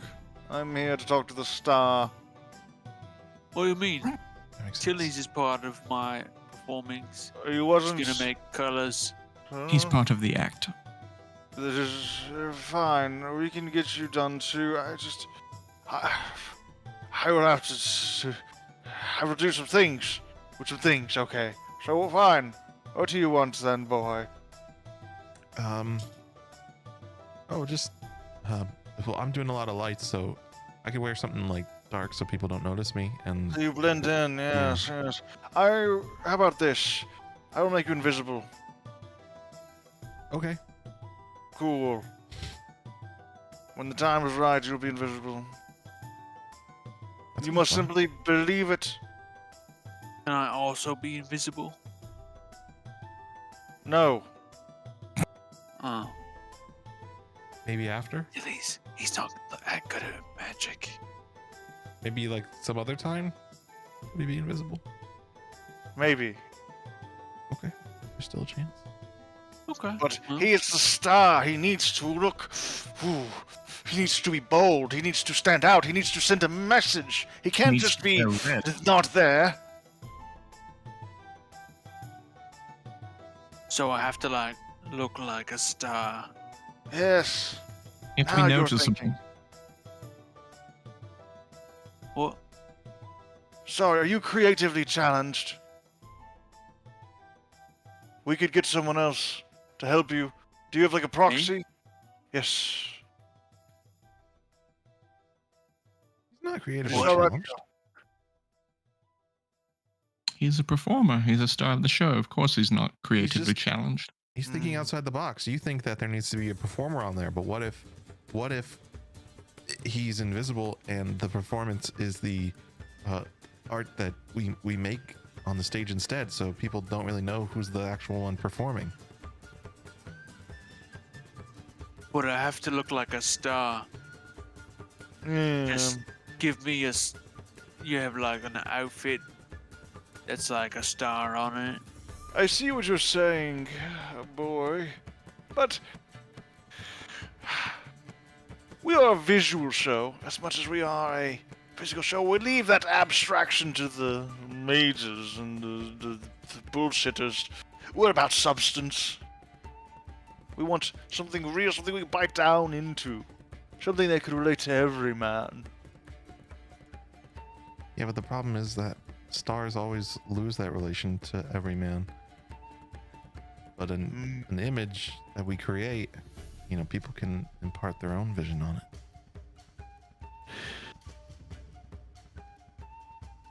I will leave that up to the star himself to decide. If he wishes my approach, he may take it. If he wishes yours, it is up for him to know. So, which will it be? What will it be? Or do you have your own idea? I do think I have to side with the Wardrobe Master on this one. This is your first show. It's in Gassot, in the Gleaming Jewel. I think it's an opportunity to make a name for yourself in the city. I agree. I love the I novelty agree. of the invisible That's my approach. voice. What are you drinking something? Can you share with me? Okay, if I have to look like a star, then you just put a star on me. Right, I got space here. Can do Just that. put a star on Okay. it. If that's the rules. If it helps you decide, simply dress them in reds and golds. We intend for there to be a show. Flames. I can work with this.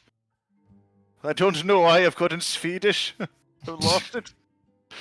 So he rubs his hands together and he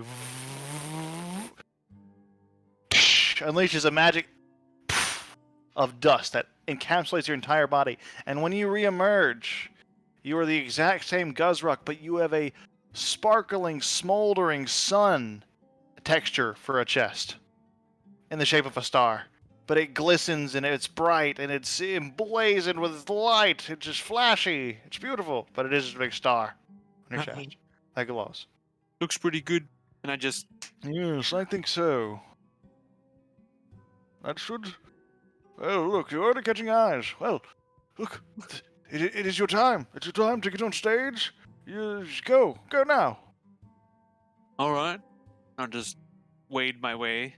You see, like, the staff are, like, starting to, like, bring out a various set of drums. There's just about pretty much every kind of drum you can imagine just set up in an area. And there are an accoutrement of backup bards that are here to, like, go along with whatever you do. Great. Remember, Gazrak, grab a drum that you love. I need a I'll be in drink. the crowd. Fancy guy. Wait, you're not gonna help again? Play the flute? No, of course not. This is his moment.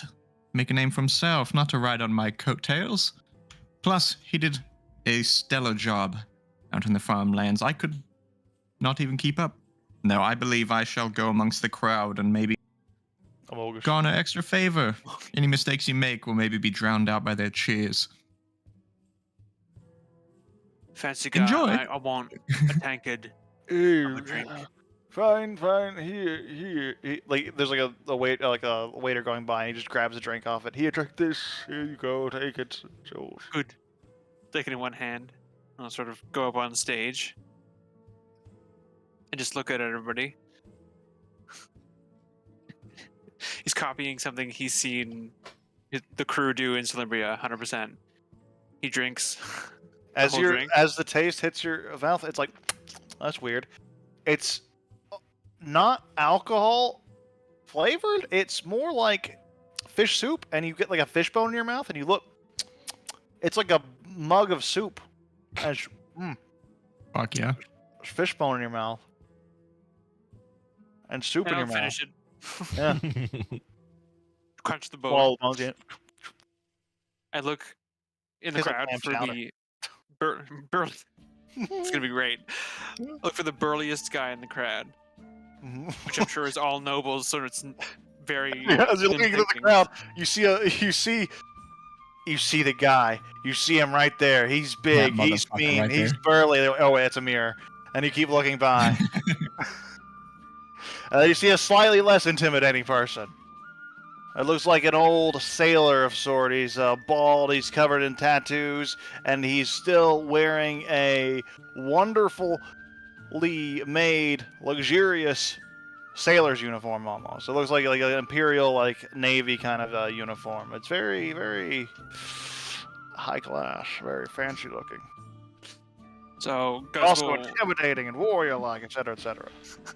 clock the sailor man, find the largest drum, and then he hits the drum and whips the tankard of empty soup at the sailor man, and then he starts his performance of just Okay. hitting each drum with hands. The tankard flies unexpectedly at him and just clocks him on the head, and he's just unconscious. Oh shit! All right. I mean, I'm in the performance. That's how you Okay. started off. I wish I had some like specific war drum tracks, but I don't. So I'm just gonna play a random combat track and hope for the best. There's drums in it usually. Let's do it. I think like in the background, like Tess has already just like made her grab like a flute of something off a thing and has approached a random table of like well-dressed people, and there's just like voiceless things of her pointing to a chair Hey, I and then found waving at drums. her. I knew it would work. Yeah. First try. Tess finds her way at a table of other nobles and just meshes, and then I think whenever Guzrak fucking beans someone with the tankard, they all like recoil or something, and you see hand motions like, "Don't worry, it's part of the show, it's fine." And she like talks them down. Enjoy the music. He's a And plant. Tess is just mingling. It's part of the show, it's fine. He's a genius. Okay. Make a go ahead and make a performance check there for me, Guz. Wait, can Tillis help with a silent image? I'm gonna say, oh yeah, can, what are I, you doing with damage? Yeah. Yeah. can I bardic inspiration? The way the Sure. help is going to be is he's going to. Just tell me how you do it in a second. Oh, okay. Tillis is going to make a little image of Guz riding a dragon like he did, but he'll be playing his drums at the same time, and it'll be the dragon will be made of flowers for the theme of the festival. Very cool. Yeah. And Guz is going to be rocking on it. Make a just a spellcasting ability check. Sure. So the D20 plus your intelligence. Yeah.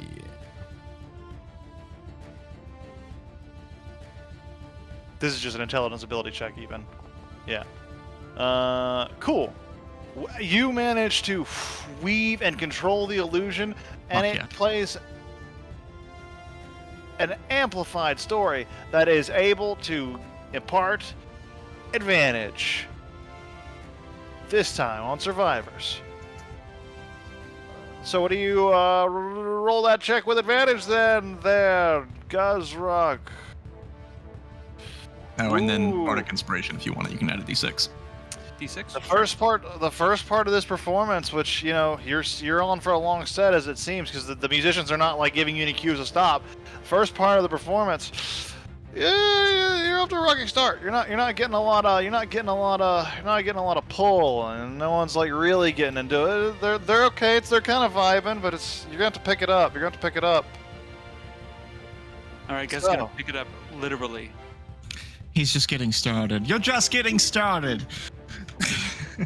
There is going to be a second round of this for the next wave of the performance. Is there anything else anyone wants to do? Each of you can contribute in your own ways.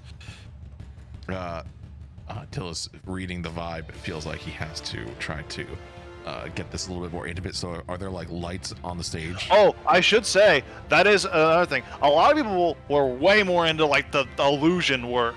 I'm looking at the illusion to pay attention to the drums. So a lot of people were just like, "Whoa, We that's gotta bring the fucking attention cool." back on Guz. So, Mm. Tillis wants to snuff any lights that are like on the stage, and then, if I can, possibly like bonfire to where it gets a really dramatic under the eye angle on Guz, so that it lights him, and he's specifically just going at it. Feels a bit more tribal, a bit more powerful. You Like create a a sound bonfire, just like bonfire. right in there. Like you cut the lights off, then you create a bonfire, and as you do, I'll say that enough. That sets the mood, and that gives you advantage for the as you go in. Are you doing anything, Sandra? Yeah, she was inspiring him from the crowd whenever Oh, doing another people inspiration. Got you. kind of bardic inspiration. What do you shout? It's the she's like assuading the people around her, like he's just getting started. He's wonderful. Oh, yeah, He's yeah, just yeah. getting started, like shouts it above the whole thing, and she I like heard maybe was just that. clapping. I heard those words. I didn't like process them, but then when you said it again, I processed them. There's like magic Immediately. infused in it. Yeah, you got it. No worries. So with that, you want to make you another check? Make you another check there. All right. So as the lights go around and we get the bonfire, and Guz is gonna pick up the biggest drum he can with one arm, and just as he's beating on it, he's gonna jump through the bonfire towards the crowd, and let's see what happens. And then it's a D6. Oh! as you jump in the air, holding the drum, and you slam on the ground with a power slide. As you do, pyrotechnics go off right next to you, and to give off this like almost like volcanic explosion effect, getting very tribal. It makes you recoil, but you use the recoil as part of your dance, and you're almost interpreting it, and you're feeling through music. You are becoming the beats, and you're the sounds going all around you. The explosions are going off. The fireworks are starting to go. It looks like there's some more time. As what is the third phase of this is going to look like?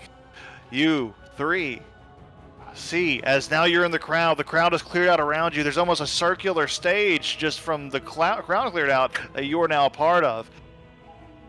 The lights dim. The entire area goes quiet. Everyone is now looking at this performance. All eyes are on you, Guz. What are you doing?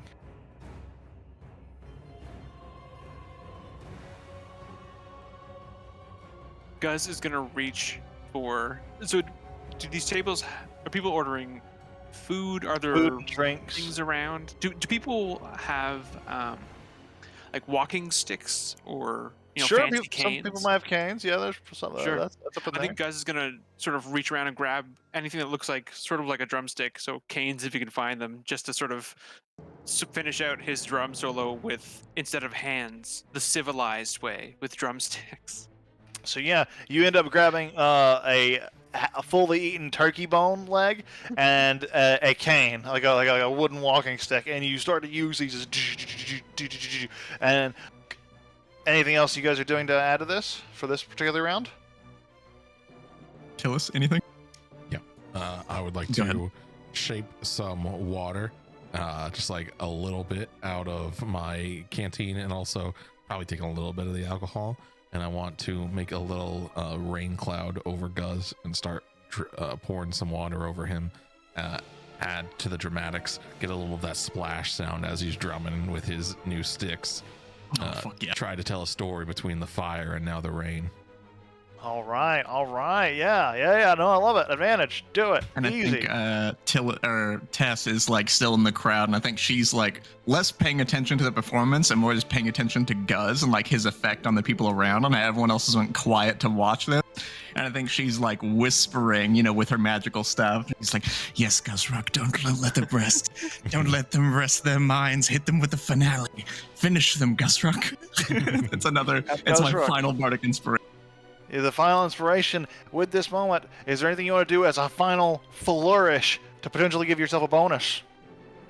I think as he sort of does the roll with his misshapen drumsticks, I think he finishes it by hitting them on the side as opposed to the skin of the drum, probably with enough force just to like crack it as a finale. And pop it. I got you. Go ahead and make that check with a +3 bonus Well, for the flourish, because that's flavorful. I like it. let's see what happens. Oh, Really good.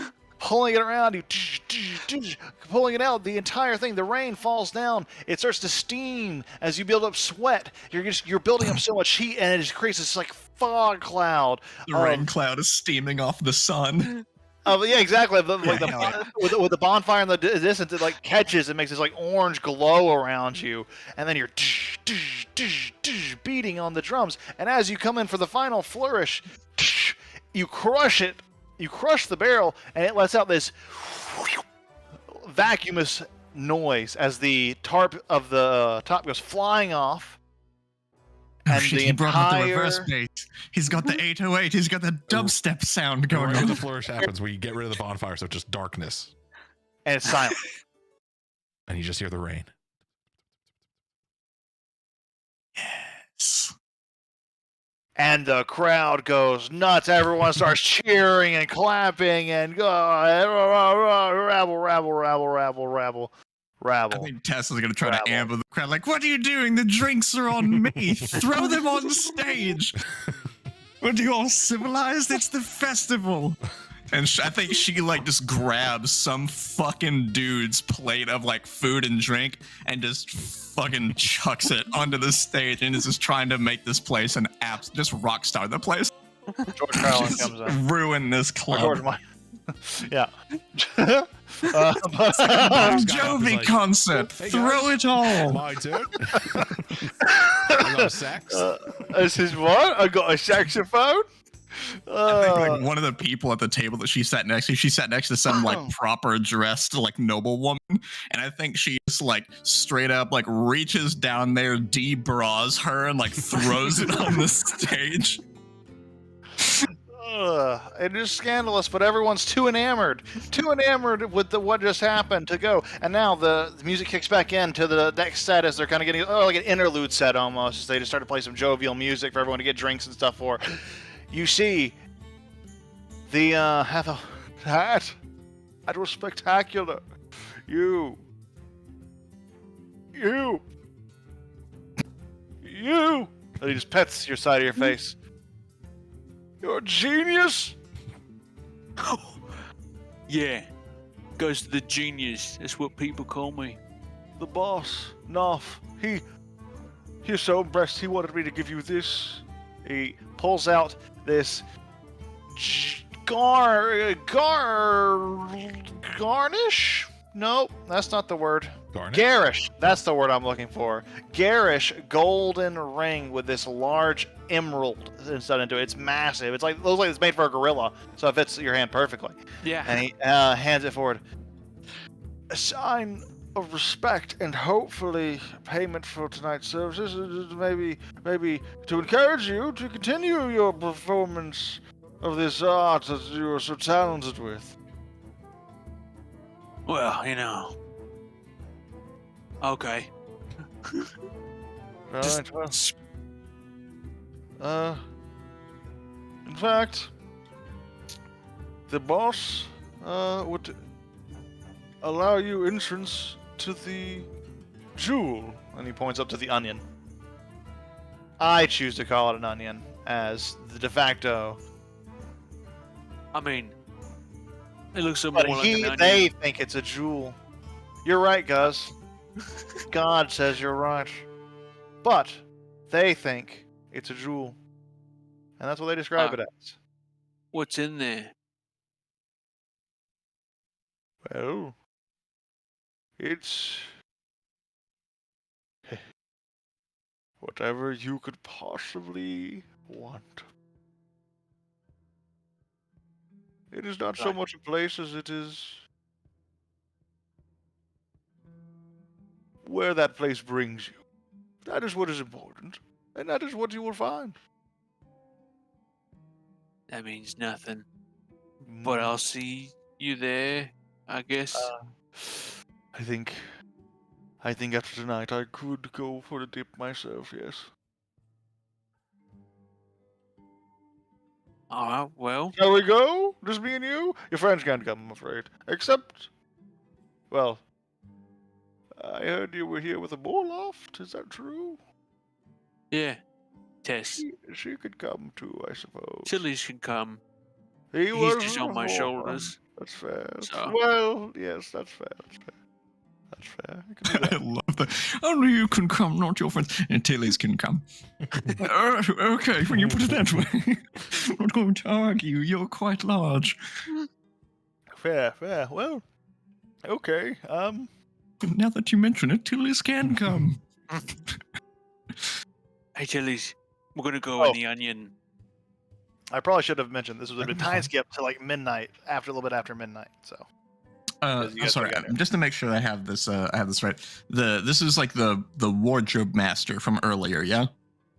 This is the That you same said- guy. Correct. He's the what? Correct. The same elf who.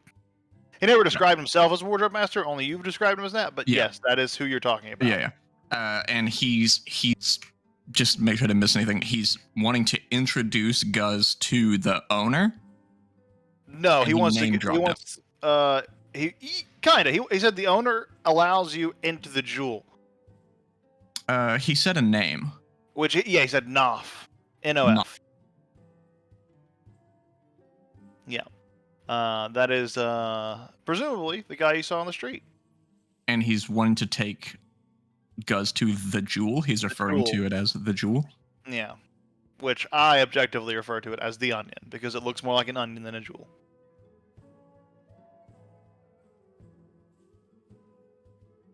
All right, well, let's go find Am I Tess. schizophrenic? Does that mean I'm schizophrenic if I disagree with my own, like, mental... Maybe. No, I like it. I disagree with Because what my when they're brain referring said, to- yeah. It's the Jewel, but you're referring to it as the onion because that's what it looks like. I like That's that. what it looks like, yeah. I disagree with what my brain people said. Well, they're not going to refer to it as the onion, I hope. Oh, well. Maybe that's like what some people refer to it as. Oi, Tess! Mhm. Going in the onion. It's the jewel. You're invited. I I'm think invited Tess is too. finishing up with the thing, and she's like, apologies about the brazier.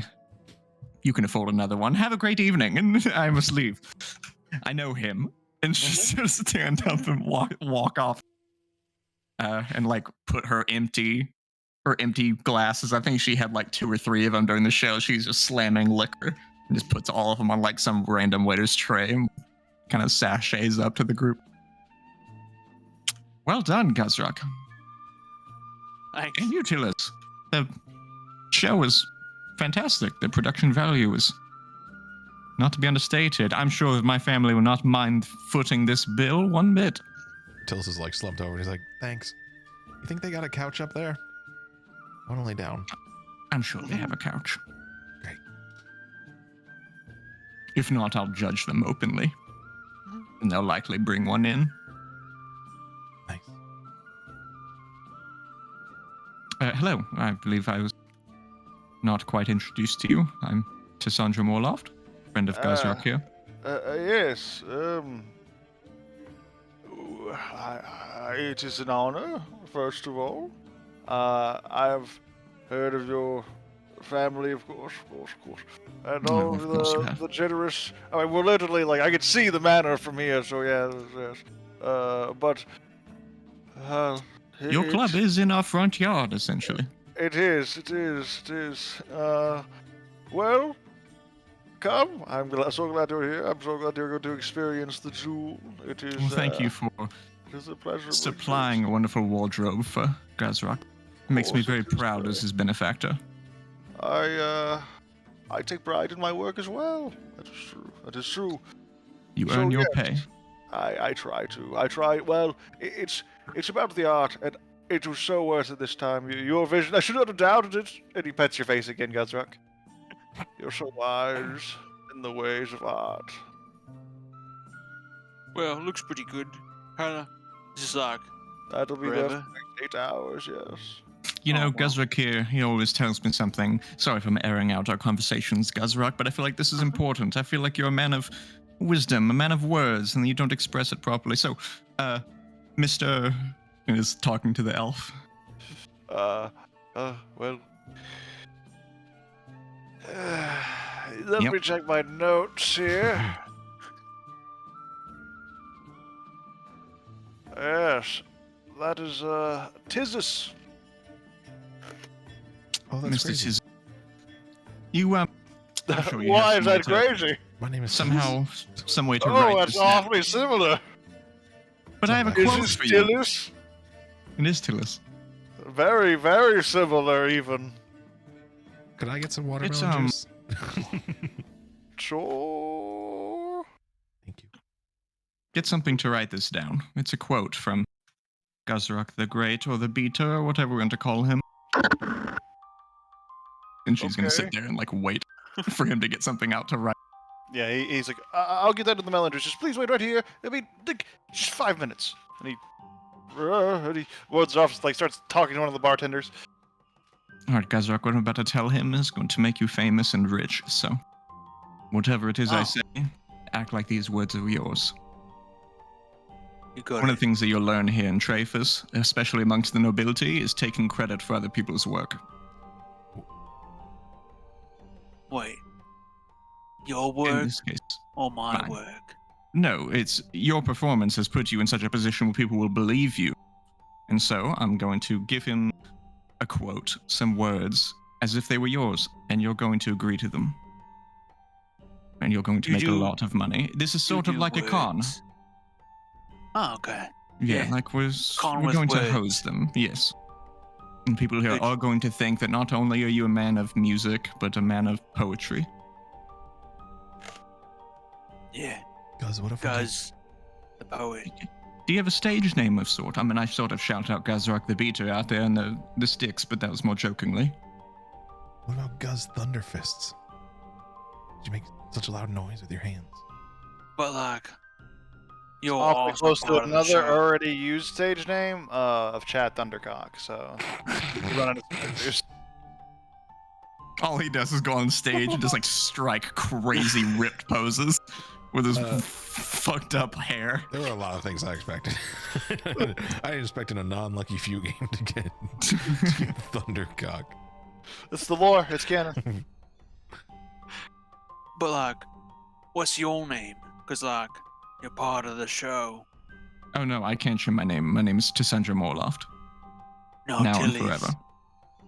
I can be Invisiboy, I thought you were Beastmaster. or I can be Beastmaster. Beastmaster. your roots, Beastmaster. Beastmaster and Thunderfist. Yeah. Thunderfist, that's a great name. That's a Also, wonderful what the stage fuck name. are you doing? Why are you doing this stupid performance shit instead of fighting crime? We're having fun. I don't care about fun. I don't care about anything but We're the going crusade. to an onion. We are having fun. Yeah. Where the fuck are you? Holy shit. I've been asleep for a while. We're gonna go up there and hang out. Okay, well, We're probably gonna take a nap. I'm also pretty tired. I might take a nap again too. Okay, fair. But if you need me, just think about being Beastmaster. It really wakes me up. Yeah, no worries. Okay. I also want to know why I'm here and where I. He falls back. He slowly just rolls away. I'm good. Good. There's just a little red shadow thing. Oh, he's like still there. Yeah.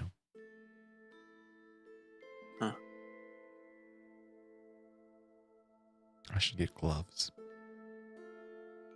This is better, like, than any patron that I've ever come up with. Is just two fucking Batman as a ghost that talks to you. Why didn't I ever think of I that? should get gloves so I don't accidentally absorb anyone else. Oh. Well, Tess has nice gloves, so maybe she's got like a glove guy, Yeah, the more lost a glove compartment.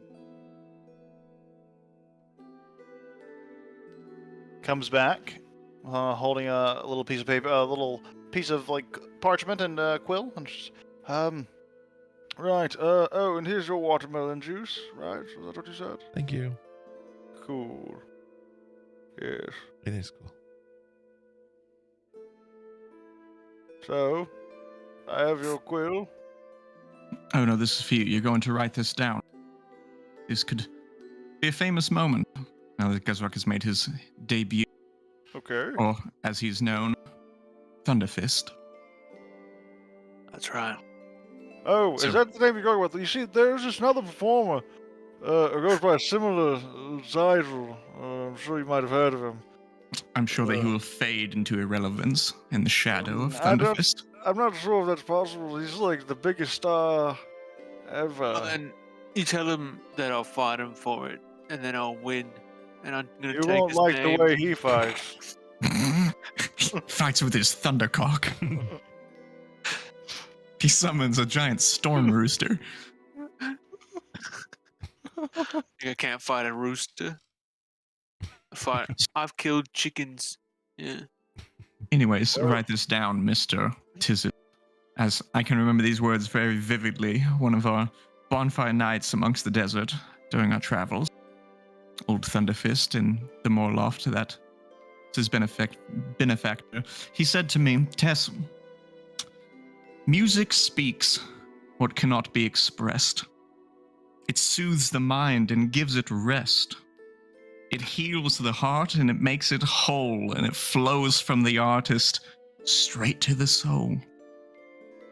And I said, you know, Thunderfist, that's so profound. You should share your words with the world. And he said, Tez, I would. However, I do not have the means to do so. People have not heard my work. And I tell you now, Tizus, they have. I think that this poetry of his, nothing less than poetry, should be put on banners, perhaps on the wall of the Gleaming Jewel, for all to remember. That's, It's quite profound, I agree. yeah. But, Yeah. but it's not a decision I can make. It's one for the boss, of course. But his words, I do not, of course, a genius like him. It just rubs your top of your egghead. He holds so much secret knowledge. So It's much not knowledge, it's genius. poetry. Yes, Yes, poetry. wise. Poetry. I do not know the meaning of these words, but I will strive to. As everyone should. Well, The sooner the world can comprehend his genius, the sooner they can comprehend his greatness. This is good. This is good to think about before entering the jewel to help me have something to focus on.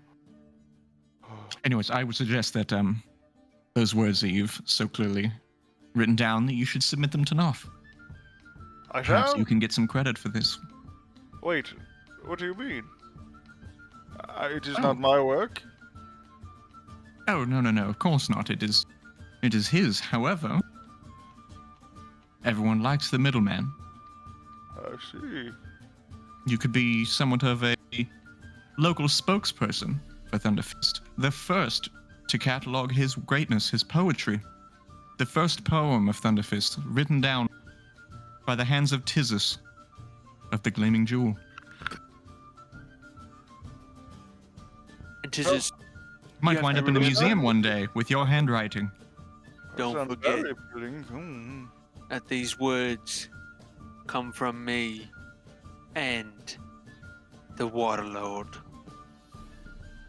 Very important. Oh, we're doing the religious angle so early in our career. Usually we wait till, like, we, have had a few dips. Do you We need something presume to to give your relax. advice to Thunderfist and how he should proceed of with his course. art? Of course, it is just how I It's would quite not- bold of you, sir. You're right. He's a genius. He knows the way. We should trust his insight. I doubted it before, and that was foolish. Think less, do more. Do more. Oh, well, I shall. It's also a motto of Thunderfist. You could write that one down as well. Whenever you're ready, the jewel, I will take this to Noth, and I will tell him what you have told me and such. Okay. Perfect. Tell Goodbye. him For now, I will hopefully, well, I really will not see you in there because I will be too deep in the jewel's majesty, of course. But, you know. I don't. But Yes. that's alright. I don't really know what you I'm do. thinking less and doing more. Goodbye for So now. wise. He pets your head one more time. Mm. You know, you shouldn't wash that hand. I was thinking of that. Good. Unless you bless the water that you wash it with. Unless it's the As it water, waters off, water. it's like, and that is how you con people, Gusrock. That is how you bullshit them into submission. It's the power of words. You did say a lot of words. And I caught No, some I of them. didn't. You did. I did. You did. I did. She pets his egghead. I did. That is It quite is- methodic. It is very nice. It's like one of those stress toys you squish. It feels like that same texture, but for the entire like noggin. It's like a You know, I thick fully layer. expected there to be like a solid skull under there, but it's just all dough. It's like like a- dead safe. Lots of dents and divots in there. It's interesting. Well, And when he the rages, bones- it all solid. really It goes thick. solid. There's good places to put your hands. It buffs out. Yeah, they're quite good Lots of handholds. grooves. I Groups rest for my hands Phillies. here. But before we go into the jewel, let's take a little 10-minute break here. Perfect. Come right back at the 30 mark. Yeah. All right. I'm See so you guys then. determined to make both of you local celebrities. So you're not like having to walk in the shadow of a Morlock. Like, no. He's not with the Morlock. The Morlock is with the Thunderfist. Well, you're on your way. He's like the Bon Jovi of Traphus. I love Yes. this. I love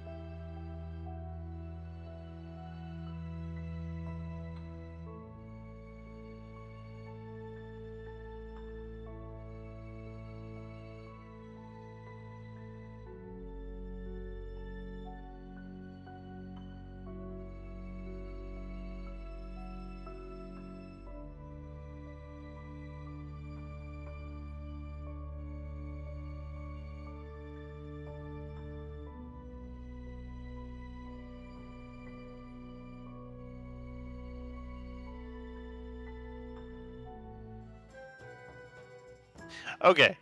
So while we were playing, just gotta keep you guys in the loop. He said, "You guys are like professional level improv. That was hilarious and amazing. I had a lot of fun just being part of it." I actually read this first part of it, and I kind of thought this was gonna be saying, "Oh, I just can't do it." But that's not what he said. But I just wanted to let you guys. He said, "Yeah, if you guys want to give me a shot, that's great." Which is cool. All cool. I just wanted to let you guys know that he thought you guys are great too. So that's good. There's a lot of admiration going around. Too bad he sucks. Sucks. That's what I'm telling him.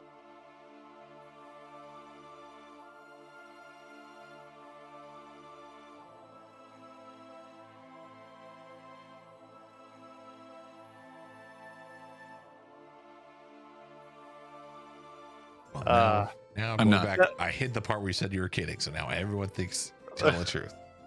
I'm not kidding. I'm not. I am You kidding. suck. But Also, you but suck so much that I'm gonna pin the rest of the blame on Fire and tell Fire that she sucks, and then kick her from the game and blame it on you. Because you suck that bad. Exactly. No. No. He even said he wasn't improv. He's not that strong with. He did say if you had a character that's well thought out, that it would be a different story. But unfortunately, that's just not the kind of game we're running. I mean, it just doesn't really flow with our kind of games. We don't need more.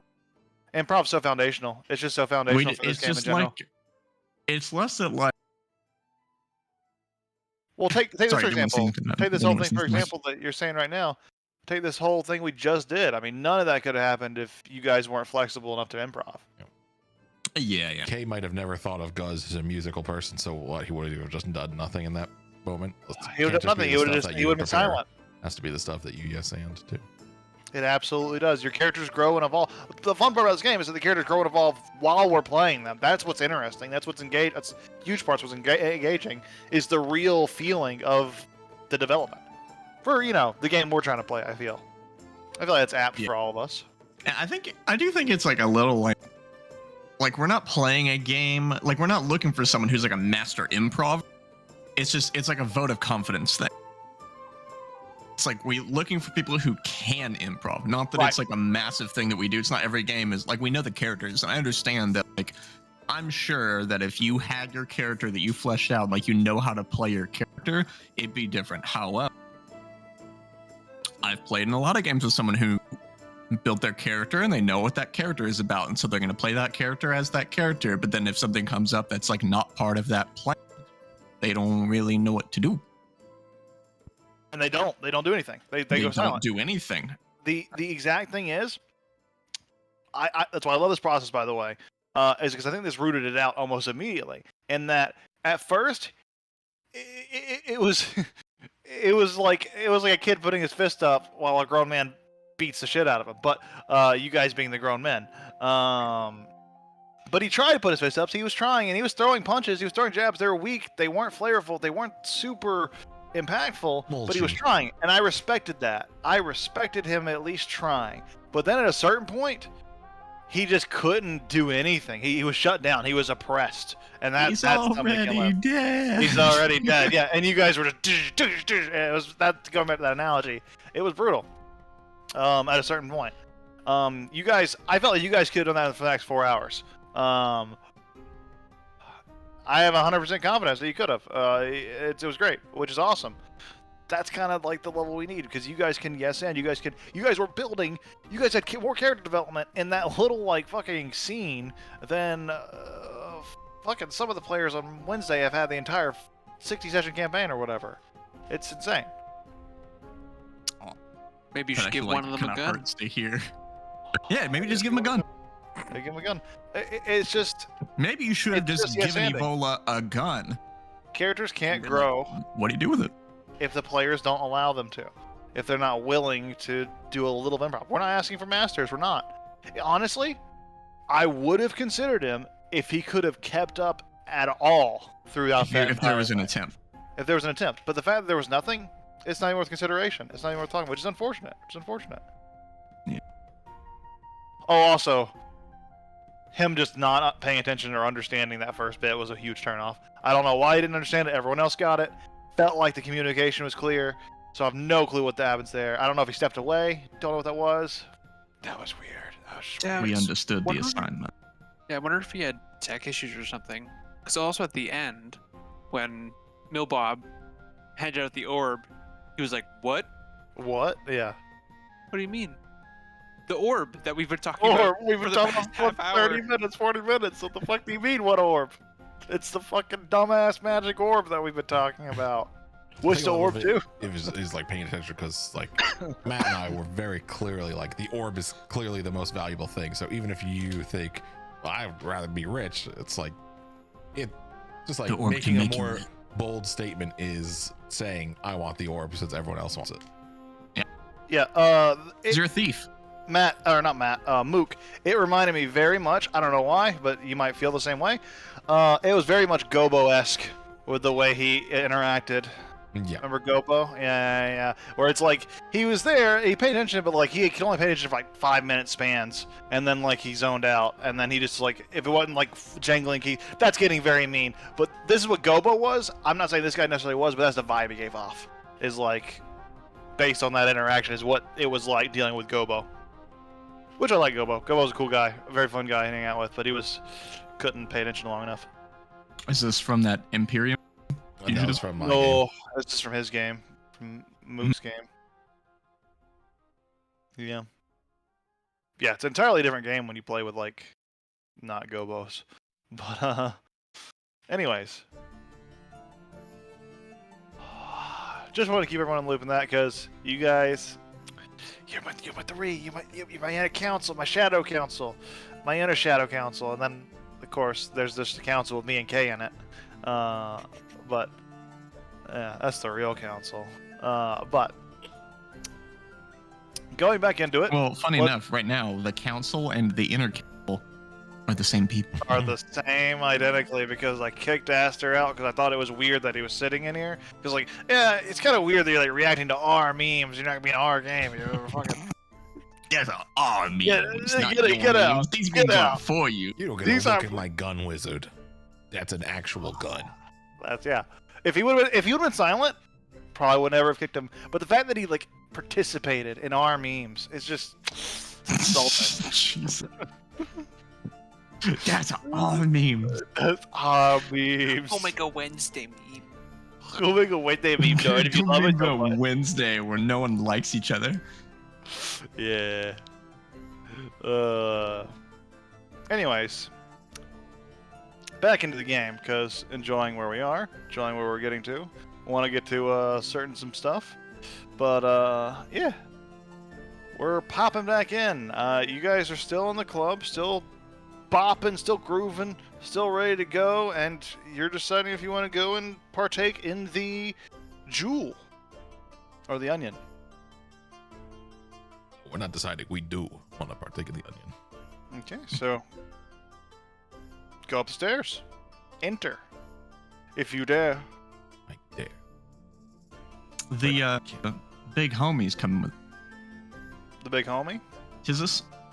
Tizus, he's in there already. He went there Okay. before to like deliver the message, and he said, "I hope to see you in there. Maybe I won't because I'll be all tripping out or blah, blah, blah." Yeah. All right, gang. Before we go, just Gazrak, remember, you're the star, not me. Yeah. Own the room. You're not friends of Tassandra Morloft. Tassandra Morloft is a friend of yours. That's the same thing. It is, but it's also not. It's important the ordering. One makes it sound like I'm the important one and that you tag along, and the other one makes it that you're the important one and that I'm just some friend. Tillis is also And that's your what friend we need to go with. in whatever order you Yeah. want. Because they don't need to know who I am. They know who I am. And They need to know who you are. And Tess. But I'm a star. I got it You're the star. right here. Have it on your chest. And you have a name. Own it. Thunderclap. Thunderfist. Thundercat. Thunderclap. Thunderfist. It could be Thunderclap. You know what? can No still one's going to argue with you. set yourself. You are whoever you say you are. Thunderclap. Thunderfist. And the Invisible Man. Yeah. Is So Tilly still whenever they ask invisible? if they ask you who you are, you say that you're Thunderfist. And if they ask you what you are, You say that you're an artist. Actually, I just realized, Tillis, your invisibility would have faded the second you casted a spell, so it would have been very short-lived. It's okay. It's this crippled boy appearing out of nowhere. And then the Whatcha? And that's when you made all the lights dark. Yeah. Yeah. Just remember that you're an artist. You're not a Guzrock. You're not a loader. You're not a drummer. You're not a poet even. You're an artist. Well. And if they ask for details, you insist that you are an artist and nothing more. It'll speak to the souls. They're going to hang on every word that you say and try to catch you. Don't give it to them. It's like how that guy was an orc, but he didn't speak orc. You could be a Guz, but without, like, doing the Guz stuff. Right. Yeah, but that guy doesn't even know how to speak He like an can't orc. speak orc. It's kind of weird. Well, just Yeah, really remember short that. tusks. Remember that Clearly we're have a conning tusk. them. This is all a ruse just to get their money. Right.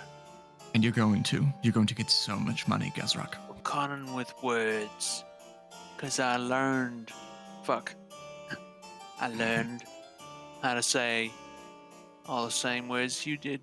So, gonna use them. Yeah. What's con with Just words? out of curiosity, what languages do you speak? Well, I speak common and orc and giant. He's like reading his hand. Right. So, if the question comes up about what the poetry is, I need you to just recite stuff, whatever it may be, in giant. And we're going to act as if I understand it. And we're going to go off the assumption that just because you cannot recreate the poetry that I said to them in common, it's because it's not the tongue that you speak. And that I am a translator. It's not the tongue it's meant for. It's even more beautiful and giant. Or if you find yourself at a loss and you're not sure where to go, look towards me, say something in giant, I cannot what, and I'll take over. Yeah. But just remember Giant you're the star. words. Big words. Yes, precisely. Before the night is over, you're going to be someone. Well, I'm guys. But No, you're not. You're Thunderfist, Thunderfist. Yeah. master of the Gleaming Jewel Club, artist of the year. I play the drums real good. Yeah. All Right, those let's things. go. Not keep them waiting too long. Okay. All right.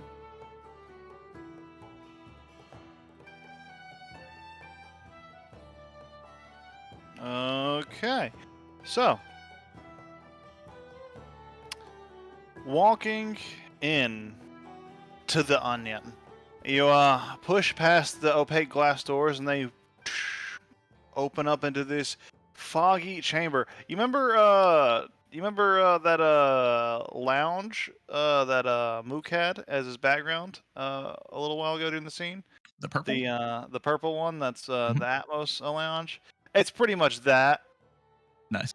It's pretty much that right there. That's pretty much what it looks like. It's a big circular chamber with all these different cushions and seats and stuff set up in it. But it is instead of like pinkish or any kind of color to it, it's all opaque or it's all transparent. So you can see everything out in the rest of the club. The only thing that's it's a little bit of like fog and like smoke to look through because this entire room is filled with smoke.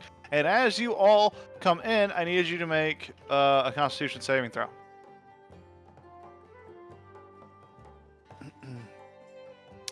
Can I have disadvantage because I'm tired? Sure. While you're looking around, you notice a few things. You see the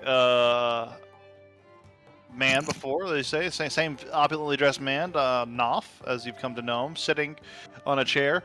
Next to him, however, even more interestingly enough, is a familiar figure, one that you recognize, dressed in his familiar Imperium garb is that of Snakestalker, who is half conscious, kind of murdering, kind of not talking, but kind of like nodding and doing some sort of probably the same kind of connection you guys didn't see with Shifra, but telepathically communicating with Noth, it seems.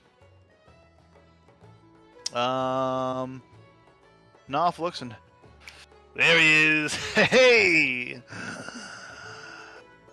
So, what was your guys' saves? Yeah, 8. except for Tillis. Tillis. Oh, you guys start to feel an impediment into your mind. Visions start to overtake you of just your wildest fantasies coming true, but you're able to stave it off. However, you're finding it hard to communicate. You're gonna have tough times doing any sort of charisma-y things in here. Minimum 19. Sometimes they're higher these season 19. That's fine. Just kiss my ass. 19.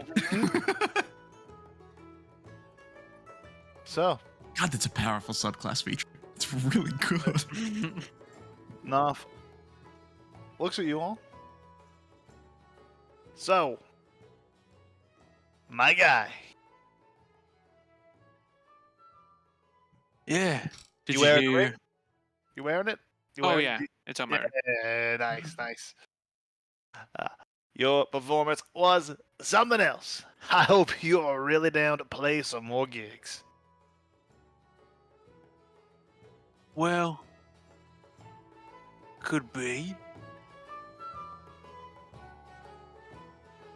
And then Gus is gonna call the most recent thing he can, or the most readily thing he can think of in Giant is like his mother spouting off a recipe for stew. So he's just gonna like start it in Giant, like meat, potato, water. Snake Stalker leans forward and tilts his head to the side. And he looks at Knopf. It's like, my friend here says you're spouting nonsense. Some sort of meat and stew recipe. Oh, apologies. Allow me to translate for him. He's an artist, you see. He sometimes speaks in riddles and metaphors. Over our time together, I've come to don't worry, understand my them. friend here. He says he speaks Giant. Oh, yes, of course. I'm sure he speaks the tongue, but he does not understand the meaning. Unless Yeah. he's an artist as well, perhaps one with the genius of Mr. Thunderfist. I know, but he says he knows you. He says he's seen you before. Perhaps whilst we're on tour. Oh, no, I Said remember he done you. some work. He said you done some work with him. Yes, our dear friend back at the Oasis. However, did you get past the barricade? Curious. He says, well, the barricade never really applied to Imperium members, etc., soldiers fighting the cause, and he is an influential prefect, as it were. Yes, I seem to remember him and another friend of ours influencing each other quite thoroughly. He is curious about where she might be. Oh, she's He's a she's Gorham dead. guy, right? Yeah, oh. Yeah, out of character. He's the he's Gorham guy. Yeah, He's the captain or the prefect from the blockade's like military fort. Unfortunately, or I suppose fortunately in her case, she died valiantly, combating some types of fire dragons or something in a castle of lava out in the desert. I'm sure you know which one I'm referring to. The very ominous castle across the lava lake to the north. Yes, well, we went there and, well, she unfortunately lost her life. She insisted on fighting all of them at once, alone, and she got all of them. But she succumbed to the lava in the end. Valiant effort. Died a warrior. She did basically fight all of the snakes at once. Yeah. Her He god would says, be proud of her. he says he's into that. Well, she was into you. Well, he seems really appreciative. Anyways, cool you know each other. Seems like you got a reliable source. Good man. good guy, this Snake Stalker. I known him for a while. He's always done good business with me. So, Excellent character. Any friend Yeah. of Schiffer's Oh, is a yeah. friend of ours. for sure. And, yeah, that makes you even more trustworthy. So, let's talk business. You keep doing gigs, you keep drawing crowds, you keep doing shit like that. Especially on festival times, which, hey, we got some more coming up as summer gets into full swing. You do that. There'll be more coin for you to make. Speaking of coin, in case that your patrons or tenders or whoever did not hear my voice over the clamor, all of the tabs throughout Guzrak's performance, put those on the Morlaugh tab. We will be paying for that one exclusively. All of the food, all of the drink, all of the entry fees. Well, we'll speak to the head of the house, arrange it with her, but yeah. Sure. Make sure it goes under the benevolence of Thunderfist. He's sponsored by the Morlaughs, after all. Let me just make a note of that. Oh, and would you mind signing this just in case when we come up to the Morlaugh estate, like, you know, the bill, et cetera, et cetera. They won't be like, oh, you're scammers. Do you have wax? I think. Yeah, we can get you some wax. I need wax. I have to seal it. Okay, I'll be right back. And he gets up. It's like, wait a minute, I have people for this. He sits back down. And he nudges over to the already kind of like barely lucid Tizus. And he's like, hey, get some wax. If you have help bringing things, have them bring a couch. And nods. Fine. And he just like stumbles out. Still quite high. You guys are getting quite a little loopy there. Even you tell us you're starting to feel it just from the residual being in here. Anyways, so we need to figure this out before we all pass out and go into a happy trance. Speaking of, actually, before we continue with this business, do you mind if I smoke? Sure. I seem to not have a pipe with me. Would you happen to have a guest pipe? You can use mine. And he reaches into a out of like underneath the satchel, we're just kind of laying. There's this long, opulent, like gold encrusted pipe, as kind of decorated with like blackened ivory. It looks like. Yep. I have 3 doses of elven pipe weed. This is gonna be one of them. There you go. Because she can feel the impairment or whatever that's kind of slowing down her thoughts, and she's not as witty as she normally is, so she's gonna blaze up on some focusing, pipe weed. So I'll pop one of these.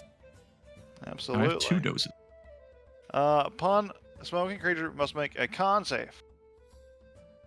And I am the failure. You get the stuff. I'm going to choose to fail. Okay. There you go then. +2 to your charisma and -2 and -1 to wisdom in the meantime. You are sufficiently high and you feel the words flowing much more freely than they did before, even if they don't make as much sense. It's a +2 to the score, so it's a +1 to like all the checks. Correct. Right? Correct. Okay. Correct. Cool. So, as he smoked, I was like, we need to talk business though. Need to figure out how much you're asking for. Is a little ring here and there going to be enough? How big you want to take this thing is what I'm asking. You want to just play little nightclub shows, or are you trying to be the biggest thing the Empire's ever seen? If you would allow me to speak on this specific matter, Mr. Thunderfist, I believe that the compensation should be proportionate to what he brings in. Of course, wouldn't ask for more than he's worth, and to do that, I believe we will require receipts for the night that the Morlaughs are paying.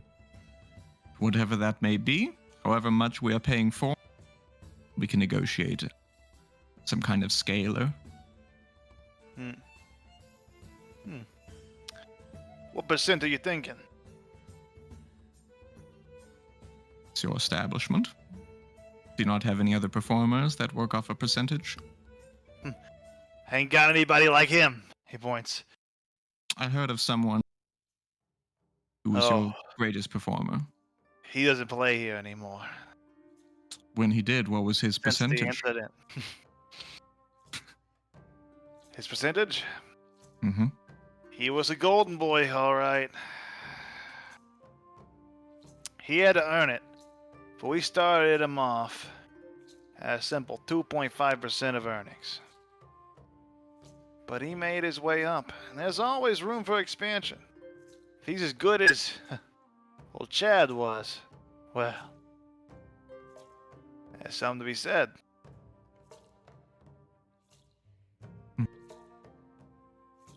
For tonight, though, ring is adequate compensation. We'll talk about future employment, of course. Of course. It's a celebration tonight, a festival on the Morlock Dime. I'll drink to that. So, I do believe that Mr. Thunderfist is not the type who works on consistent gigs. He should not be here every weekend. Mr. Thunderfist works as he feels it. That's right. Usually upon times of celebration, festivals. He That's where the performs money is. best with the biggest crowds. Okay, a seasonal kind of worker. We can do something like that. He refuses to work for an empty room. We'll keep know you what I booked mean. for, like, the busy times, which, hey, that happens to be the festivals. As long as you're in the town for the festivals, we can get some sort of contract worked out. We can rely on you to be here for most festivals, though, right? At least one performance during each festival. Which, you know, typically festivals are multiple days.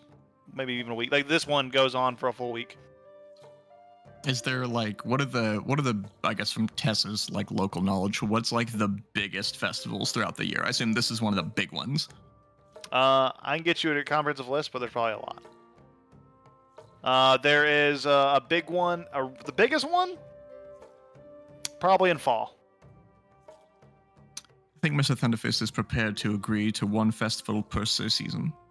Festival of his choosing. 4 performances a year.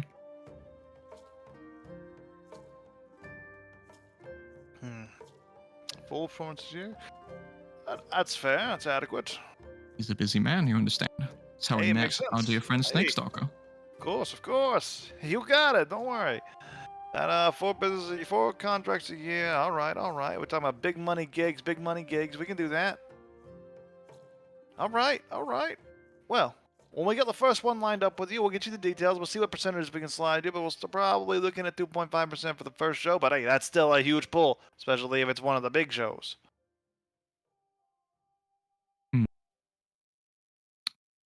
Allow me a counter argument. Another con save from everybody. Oh, Tillis is like going to sleep actively. And he's like, mister, if my spider comes here, please just let him like stay on top of the roof or something. Yeah, whatever, kid. Well, shut up. Okay. Thank you. The adults are talking. Yeah, that's okay. As you just start to pass out. As you are the first to go unconscious, Phyllis. Sandra. That's your second failure, right? Mhm. You are also starting to slip into unconsciousness, but I'll say Tillis gets you there a little bit before. Tillis, what is your wildest desire in this moment? Wildest desire? They can be as elaborate or as not as you want, but that is what you are going to start experiencing. He wants to fly his griffin. He wants to be on his griffin. Oh, going over the marketplace and like flying through the fireworks. Aw, that's very fun. I like that. It's like it's very kid, that's very yeah, Disney. Yeah. As you're Very passing never-ending out. story. Yeah, and it's obtainable. I like that a lot too. It's like it's what I can do right now. That's very nice.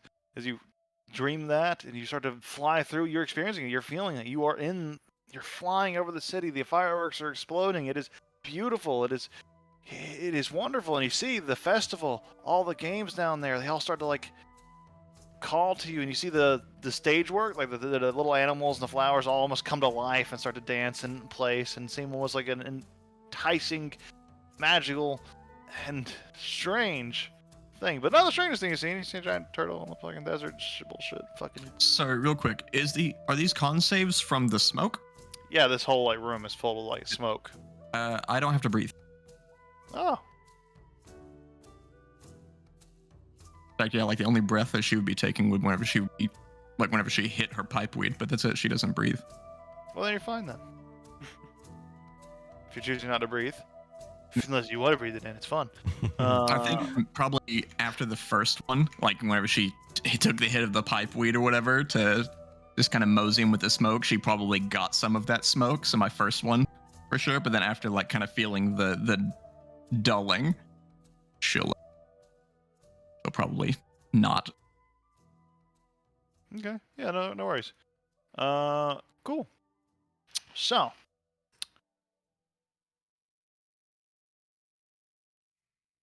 back into it. Dillis, you're unconscious. Guz, you're starting to slip now a little bit too, but you're not too dreary yet. So, we were talking about. We got the time figured out. Got how often you want to perform. Got the starting percentages. Go up as you go. I was going to counter again that percentage. 2.5 is probably a wonderful percentage for any new up-and-coming artist. But one who's sponsored by the Morlofts? Surely 2.5 is nothing short of an insult. What's a counter offer? 10. 10. 10, and you get to use the Morloff name on the advertisements. Performance by Thunderfist, sponsored by the Morloff. All drinks and tabs, drinks, foods, admission, 50% of it is covered by the Morloff family. Half off events bring in more people. You can get them to agree to that. They agree to it.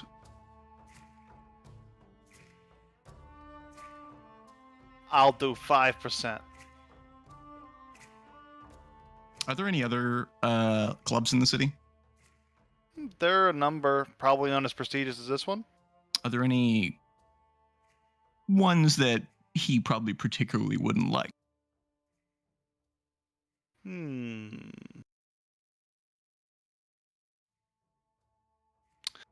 Certainly. There's like probably the next one in competition, but the gap is pretty big. It's Sure. It's McDonald's Sure. versus Burger King kind of a gap. But yeah, there would be Sure. one. Whatever the name of that one is, she's going to, because I don't want to put you on the spot, she's going to name drop that one. Yeah. Or perhaps so-and-so would be able to go along with the Morloft offer. I hear they're on the come-up. You might have competitions with performances by Mr. Thunderfist and the sponsorage by the Morloft. It's a hard sell to get people to come here instead of there, especially whenever their stuff is covered. I don't wish to make this into cutthroat negotiations, however. I'm trying to make this beneficial for all parties, my families, your business, and to be worth the time of Mr. Thunderfist. 7% as high as I can go. Shame. Shame. He has some real stuff, kid. He does, I can play doesn't he? drums anywhere, man. You know, Mr. But Thunderfist told me a quote one time, that the world is his drum and soon it will move to his beat. That's what It's I a said. violent beat. You do you, kid. And hey, no hard feelings if you decide to change management. I could always use you. And besides, Mr. Thunderfist, now you know. The Gleaming Jewel values at 7%. I'm sure that means we can get 14, maybe 21 at other establishments. This is a great metric. That's know, 3 sevens. Yeah. Well, enjoy the chamber, enjoy the jewel, as it were. You're free to use it whenever you're in town, of course. And I appreciate am it. gonna be clocking out now. And he kind of just rolls back and lets the unconsciousness take him. Well, enjoy our patronage whilst it lasts. He's already unconscious. Yeah, I think she reaches out and takes his unconscious hand and gives it a shake. And then one of the guy comes back with the wax and the couch and stuff. She's no need. Oh no! I had to seal it for the stuff. So no, she'll use her signet. She'll take off her glove and put her signet ring in the wax and stamp the thing for the receipts for tonight. Right. But now they've hauled a couch around for no reason, and I love that. I will just have it brought back down. You know, there are a lot of couches in here, actually. I didn't even think about that. I could have just moved one over here. But, fine. He lugs it off. So, a lot of your Guz, the longer you're in here, you're eventually going to fall unconscious. But, is there anything else you guys doing here, or? Do you have any other business in the Gleaming Jewel Club? I don't think so. And what's Yeah. next on the agenda? You have an unconscious Tillis. Mhm. You're near the estate. But the night is still young. I guess as we step out, she's saying, "That went wonderfully, Gazrak. I'm sure that. Don't worry, I was never going to trap you into performing gigs and such at here. We're busy people. We have places to be. However, now, not only do you have a following, you have the performance of the year, and you've turned down the Gleaming Jewel. Something only the Sure. most proud of artists could ever dream of doing. Most people would simply take the money. Not you, you're above that. At least that's what Well, they think. I could play the drums anywhere. Don't need to play True. the drums here. Now, the Gleaming Jewel can be second to wherever you set up. A stall in the farmlands may very well outdo the Gleaming Jewel. And I love that. Yeah, well, I broke that drum in there, so Don't worry, we'll get you a new one. no need for that.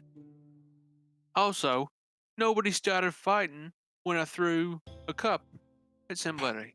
What kind of place is that? It's a bunch of noble ponces. No one there's capable of fighting. Oh, well then, no use for them. Exactly. You wouldn't want to perform there. What's good Smelled too tavern if no one's fighting? perfumed. They're just falling asleep. There's beds. You're falling asleep in the club for. I don't get Very it. true. Well, You know what you need? You need to perform a show at the mud wrestling. That's what you need to do. well, I gotta be wrestling. It's hard to wrestle and play the drums. No, that's what That's I the meant only by the goal. show. Not performing drums. That's absurd. Not only you're an artist, you're an athlete. Oh, that would be silly. Yeah. Yeah. Playing the drums would be silly, wouldn't it? No, you have a name. In the mud. Huh. What if I played the drums in the mud? In the So you're mud. kind of like getting that cranky state of like kid in the car, being woken up while you're driving down the road a little bit. You're like coming to, and you're like, Yeah, he's grabbing a carried out. translucent pillow. He's like, no. Right, well, there's much more to the festivities. The festival goes on for a few days, right? It goes on till the 20th, and it's the 14th now. Oh, the 20th. And- Yeah, so you So have we plenty more days to go and do the festival activities. You also have a few more hours of the night, but don't feel like you need to do it tonight per se, because you could do it tomorrow or the next day or the next day. Well, the festivities are starting to die down for the most part. Antilles is, well, he's done. He's right out. So perhaps we retire for the evening. We'll go to the festival tomorrow. It's okay, Tillis. We have the whole rest of the week. We got 6 more days. I'll get 6 Yeah. more days here. 6 ones. There's only one It's opening one hand festival. plus one. So- Fortunately, our place is right over there. I mean, she points at like the big fuck off gate. I assume that's a Like, giant how like they get gated there. wall. Yeah, it's a big like metal, like imposing fuck off metal gate wall. Not wall. What's this Fence. big statue, by the way, It's a big statue of? of the founding member of the Morloff family. Oh, Michael Morloft. Morbius No. Morloff. No, that's a different guy. Morbius. Michael Morloff. Morbius Morloft. Michael Morbius. Morbius or Loft. One of those. It'd be a woman. It could be. I mean, it would be a woman. Michelle That's right. or Oh, well, unimportant. It's only the founding member of Michelle the Morlock. Who cares? Morbius. Maria Bus. Michelle Obormius. Michelle Obormius Morlock. Morloff Dom. Her name, Obama laugh. funny enough, was Cassandra, which is what you were named after. Oh. You're not the Cute. first. I kind of don't like that. Usually. Not used Whatever. to being second, eh? Never been put that way, but now that you put it that way, that actually makes sense. I've never been second. And- yeah, we're gonna head that way. I Tillis guess. takes the pillow and puts it on Guz's head and goes to sleep on it. Is the pillow translucent? I thought everything was. Yeah, I figured like the room and stuff was No, translucent. the pillows were normal pillows. Okay, well, fine. Normal pillow then. The normal pillow. Just tuck it right into the divot into the back of Gus's head. He got from The being laid divot's on the like ground for too Minotaur long as a axe. little baby Guzrock. So Little flat head. it takes about 20 or so minutes, but you do get to the front gate. And there, as you make your way in, you see servants are tending the grounds even at this late hour, just kind of like wandering, making sure everything's good. You see a few of the servants patrolling with like guard dogs and such. And I see you. They see you on the other side of the fence. Halt! Who goes there? It's only been a few weeks. Lady Cassandra, is that you? It is. What's your secret password so we know you're not some sort of tricky spy? It's called Open the Gate. That's it. And opens the gate. It's very meta. You all wouldn't understand it. Most other people would say something foolish, like something in Elvish or whatever. No one ever thinks to just demand the gate be opened. It's very more lofty. Genius. Well, shall I inform the mistress of your arrival? She is currently in the well. If you head into the estate, you'll see she's in the Great Hall, isn't it? She's currently enjoying a little bit of wine, looking out the windows, looking at the festivities, etc. Oh, no need to announce. Oh yeah. If she's not aware of me being back already, then I'll find her myself. Yeah. All right. Great work as always.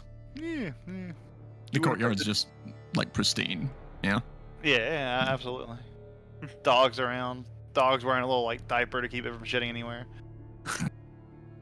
Keep anything from getting Magic diapers. magic diapers. It's like a mage armor, but with diapies. With, like, diapies. With nappies. You want to pet the dog? Yeah. You look at the dog and like you swear like when you're getting down to pet it, there's like a gleam of red in its eyes, but it disappears as you reach down. And it happily accepts the pets. Right. You know, I used to You want- ride those when I was a little girl. You want company in take it inside, or you all good? Oh, we're fine. All right, continue me rounds. Come on. And he pulls the dog, and it wanders on. Boy puppy. Looks Well, back at you. It gives it a Welcome little to bit of your like homes away from home. a whale eye. And yeah, she's just gonna walk through the courtyard, and lead her friends to her digs. Yeah. Here you enter in to the front door of the Morloft estate. The front entrance leads directly into the main hall, which, as you enter in, you see a large structure filled with Morloft decorum. Just generally describe the Morloft aesthetic for us, Matt, just so to give context to when I say things. Like lots of like drapery and like it's like very it's surprisingly welcoming for how like just fucking vast and huge it is. Like maybe Tillis as like a noble, you would expect like a noble family that's this rich basically to have a place much more like opulent and showy. It's like a flex to people in the front hall. And theirs is like very much the opposite. It's like very tasteful. But a lot like a main thing, instead of like Morloft banners and all that nobility bullshit, it's just like a lot of curtains and drapery, and like, even the furniture is like there's no gold embossing. It's just like nice wood with comfortable cloth. It's very cozy. But it's like dim. All the drapery is the same like maroonish, reddish color that Tess seems to kind of wear. It's just it's very like a very warm kind of vibe to it, but it's dim. Hmm. I guess not a well lit place. Kind of adds to the comfort. And from here, in the main hall, there are many different stairs, corridors, and doorways to access just from like what you can see here. But all that is drowned out by the oppressive presence of a singular figure sitting in a high-backed, luxurious chair atop a somewhat of a stage, kind of precipice, next to a large set of windows that allows a beautiful view of the harbor here, kind of on the western side of the building. Dressed in dark, muted tones with slight flares of reds and purples, a stunningly beautiful woman sips from a golden chalice. There. To Sandra, you immediately recognize, of course, Artemisia Morloft. Wow. And she does. She gives like a very like pretty deep like curtsy bow. Oh shit. Just covered in skulls. That's not the current outfit, but yeah, and more of the outfit I described. But you know, you get Just a whole the army of undead skeletons. Army of undead right behind her, just It's hanging like out. green fog. Yeah, it's like whoa. It's metal as fuck. Fuck, buddy. Much more. This is like the battle version, essentially. But yeah, you've probably seen her like this. Maybe. Big maybe. But she doesn't even look up. She's just staring out the window. S gives that deep bow, and if Guzrock doesn't, she like pinches his cloth and tries to tug down a little bit. Oh, my lady. Tillis Yes. bows while not falling off. Just She stands up. She swirls the glass or the chalice in her hand.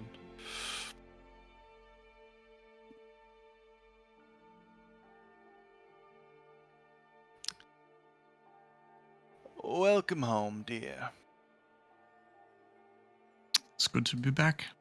It's been too long. There was some business at the outpost. Kept me predisposed. I would love to hear how the shipment has gone, and if you have found a way to get it out of your little blockade you found yourself in. I see you're here. Where is Pendleton? He is likely at the blockade, and will be there until it is lifted. As is the shipment, I trust. Of course. Delayed. The shipment to the outpost. No, the shipment to the outpost arrived precisely on time, Good. as did Pendleton and I. Now, his return in the cart will be delayed, as was my own, which is unfortunate, but no, of course, the delivery was delivered promptly before the blockade. I perhaps meandered too long.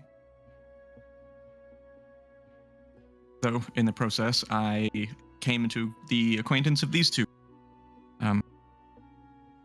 I do not use this term lightly, but I would like to introduce to you my dear friends. This is Guzrock.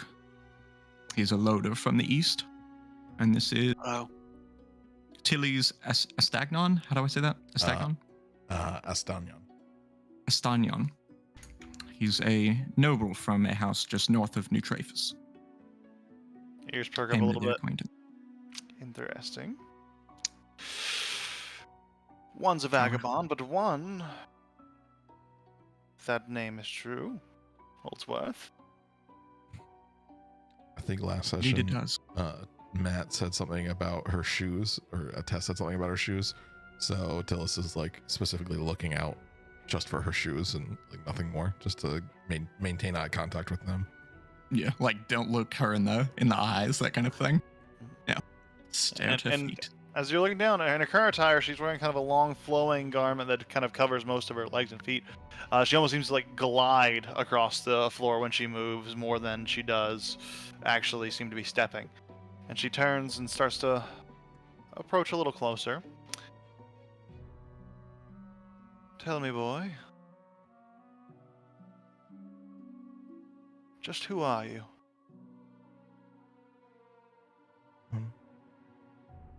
I'm sorry, I don't understand. I'm Tillis. Your name? Tillis, ma'am. Are you sure this is the boy? He speaks with no weight. He does not talk like a noble. No, but I believe you'll find him much more interesting than his title would suggest. Else he would not be with me.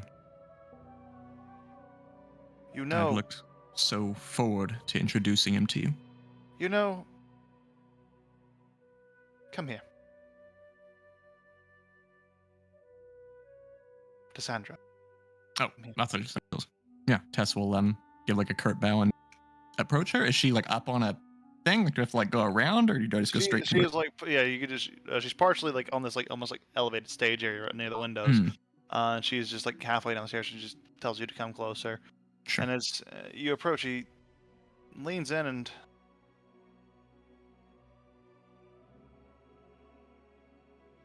What do you know of the Astagnons and their fate?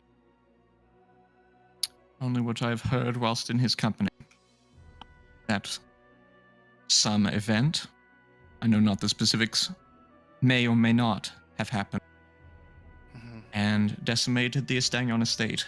Perhaps the death of its leader, and if this is so, based on his relation, that would make him the de facto head of the family. Though, if what I know about Tillis is anything to go off of, it is unsurprising to me that you are keen towards the family. Tillis is,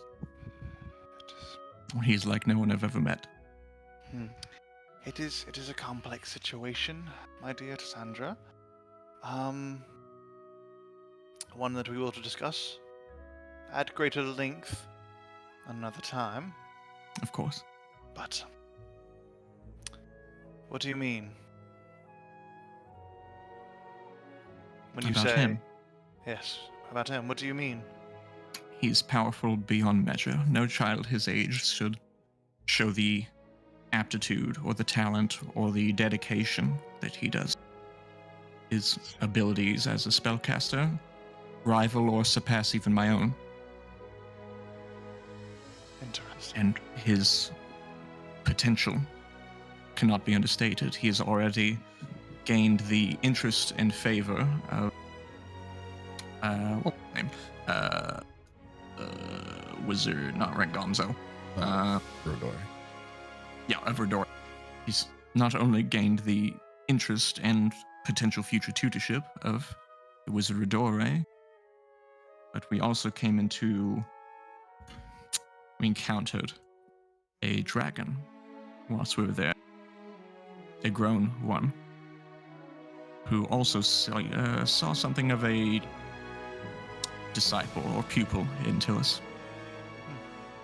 So his potential was not only seen by me, but those much more learned on the subject. And I'm sure that with the passing of a few days, you two will understand what I mean. She backs away and kind of speaks a little more loudly. Well, it seems you've all had quite the adventure. Dragons, wizards. You will have to catch me up on all of the details, Cassandra.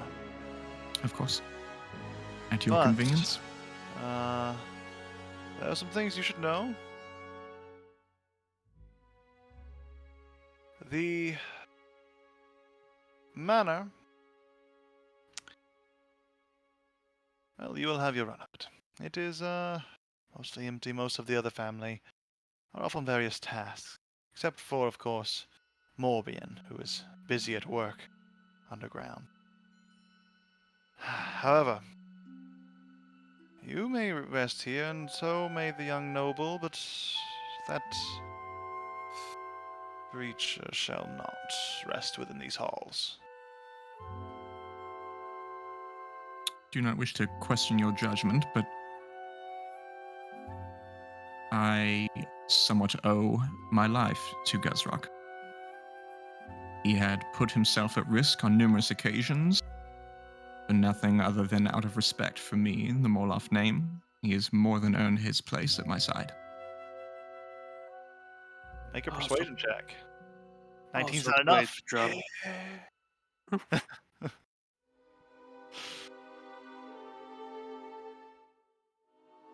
And I do have a bonus, because I'm pipe weeded out. I assume that hasn't been over an hour. Oh, I've been like, No. It's Yeah. getting close, but not quite. wait. 20. She looks. He can sleep in the garden.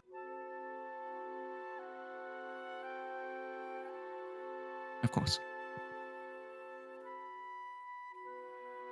Hmm. Though I do wish for you to know he is no common half-ogre. There's something to him as well. We can discuss later. Indeed.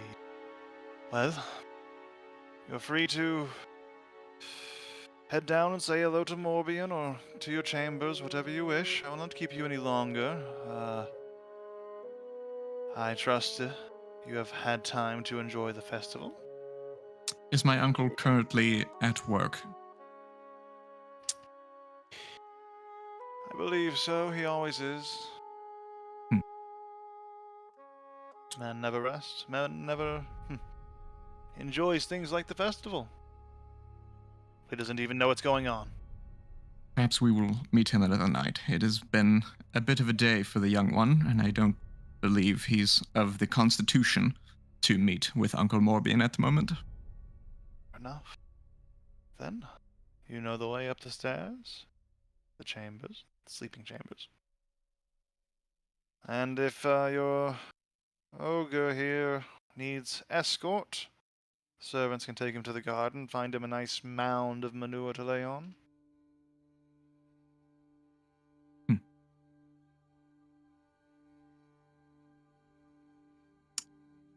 Of course. She nods. Very well. She motions towards the servants, and they start to lead you out, Guz. Tillis and I will reconvene with you tomorrow. Do you take Tillis, like, off of Guz's shoulders?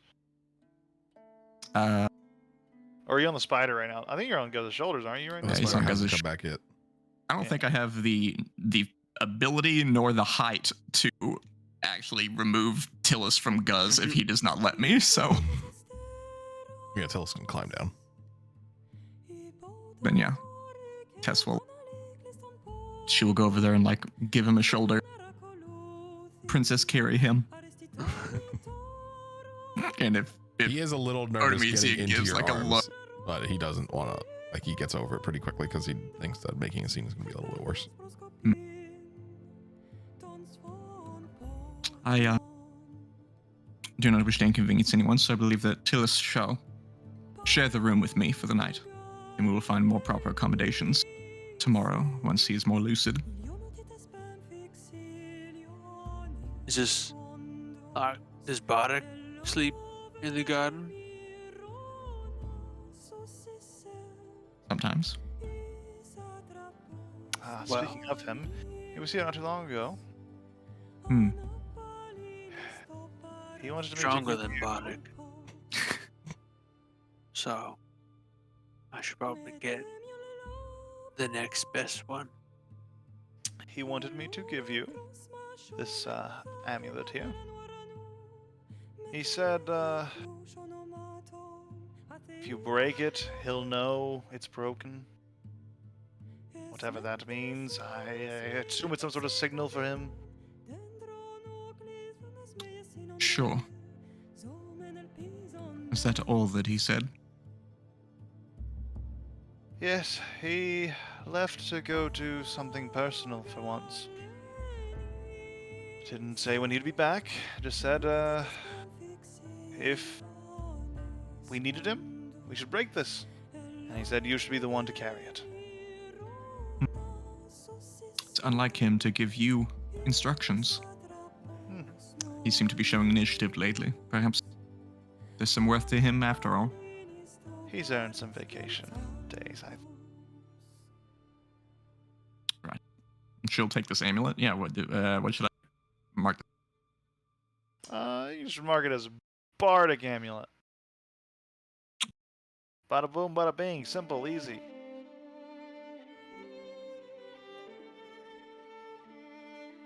So,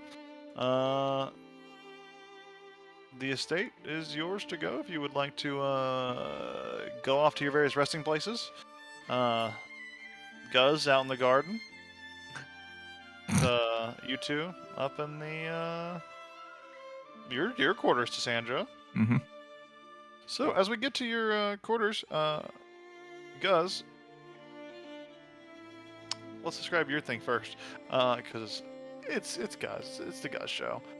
You wander out, or you're escorted out, I should say, back out the way you came and into the grounds to a nice flowery garden. It's very serene, very peaceful, and it's like, the lady said you could sleep here, but we took some liberties. We brought you some hay and some, a nice goat skin you could cover yourself with, sort of rest a little better. I hope that is helpful. Well, I thought there'd be like a bed. Well, It's not like- bad. Now that I have coins, I can like pay someone and they let me sleep on a bed. It's true.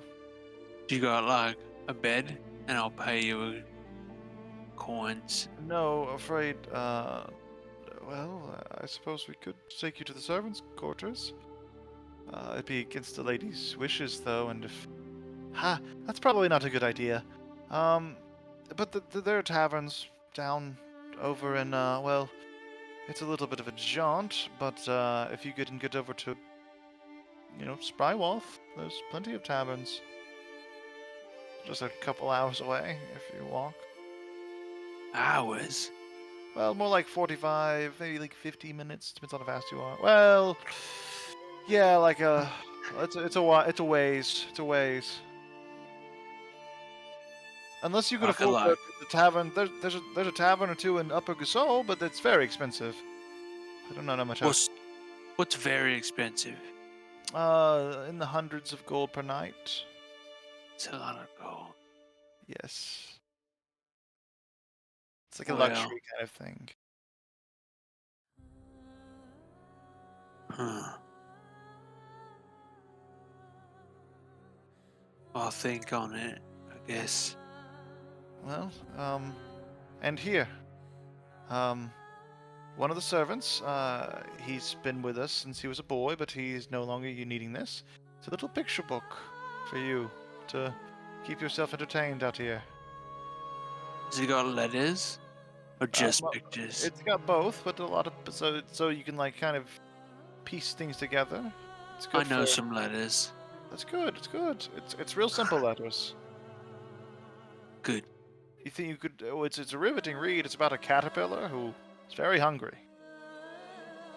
I'm also very hungry. Yeah.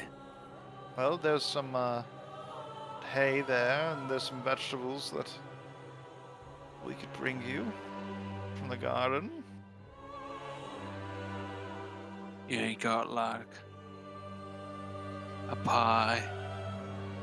Pie. We'd have to steal it from the kitchen, but the kitchens are. Oh, I'm good at stealies. Yeah. Oh, maybe I can not do that. it. Don't maybe- worry about it. Oh, well, Point me towards the kitchen. I can't do that. I'm Afraid. gonna for myself. Then, thanks for the book. Eh? The place is so big. Where am I gonna find a kitchen? Oh, back into the main entrance. She looks at you. Shakes her head. You can roam, but you will not rest here. I stand by that, ogre. Nice ogre lawn. Yeah. Different. Difference. big difference. Yeah, that's right. That's okay. I'm just looking for the kitchen. Yeah, don't worry. Don't worry about it. Milady.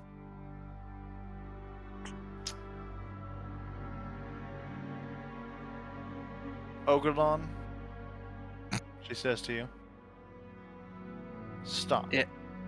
I need you to make a wisdom saving throw. Wisdom.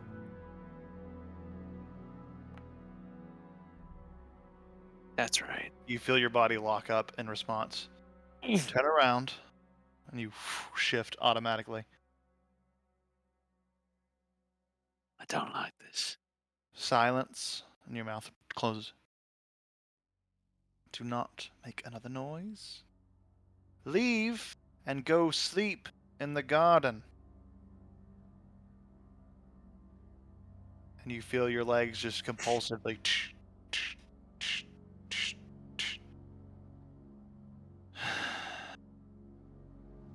And you find yourself walking back to the garden placement, mouth silent and unable to make any noise. The servant's like, are you all right? And you just lay down, and then you're unconscious.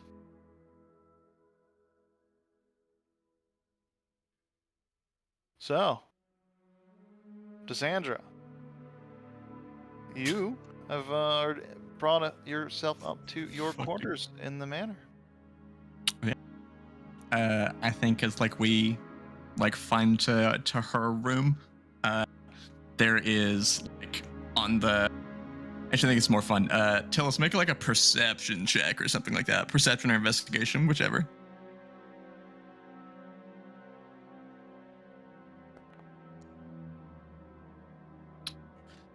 So we go in through the door, and I think her room is just like He's too sleepy. He's like she has her like nice, bed and stuff off to the side that's like perfectly made, and there's like a big wardrobe and like a couch and there's a desk over in the corner, and the desk is it's like a super nice like construction desk, and it just has like files and paper and like ledgers stacked on it. And then in the other corner of the room, there's like rows of like library rows. She has like hundreds of books in her room. And like almost all of them have like little bookmarks or like little tabs or folded ears and stuff in all of these books. And they're just like over various subjects like topography, geography, like various noble houses. Yeah. All of graphies. All the graphies you can imagine. All of that. And it's all like social science stuff. Whoa, yeah. But that's it. Just she has basically a private library that is like clearly hers, and everything is tabbed and bookmarked and noted, and like the organization, they're not by title. They seem to be like it's even hard to make out how they're organized, but it seems very deliberate in their placement. But I figured that'd be the thing Tillis would notice, would be all the crazy amount of biography books. Tillis is probably like he's trying to muster up any strength to do his hour-long cast to get his melt back. But I think like he is like nodding in and out of consciousness while he's doing it, so he's never getting the full spell off until he fully goes to sleep. She's gonna like carry you over to the couch and like lay you down. He's fighting, muttering, trying to say his little incantations while he's falling asleep, and eventually she like brings over a blanket or something. Like I think she like takes the blanket off of her bed and pulls it over Tillis, and then goes to her desk. And just starts like writing. She like pulls open like 3 or 4 ledgers and puts the one that she had, and she's like copying stuff over and just starts working.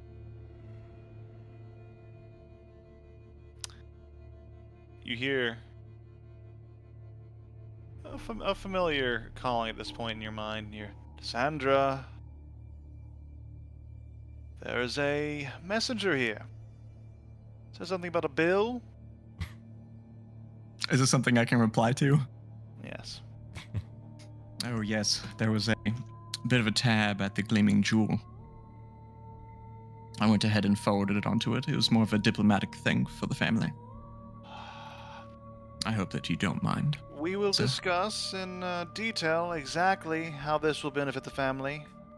It is paid for course. now, but in the future, no more frivolous spending. I assure you, is anything but frivolous. I will Hmm. discuss it at length, should you require. We will. In the morning. And the message fades out. And immediately she's like, fuck, how do I justify this? It's just like frantically coming up with things. How do I spin this? Like, I think that she genuinely believes that it benefits the family, She but just it's gotta going to be figure out hard. why. It's going to be her spinning. How do I convince her that this benefits the family without saying that it was for Guz? That's probably not going to go well. So she's having to figure out how to contort this a little bit, but she does genuinely believe that it's for the good of the family, for the reputation. This will be fun. Yeah, well, you two are in the room there. Tillis, you're fairly conscious, but you're awake. Kind of begrudgingly so. You're a little pouty. He's gonna be like, today was a lot of fun.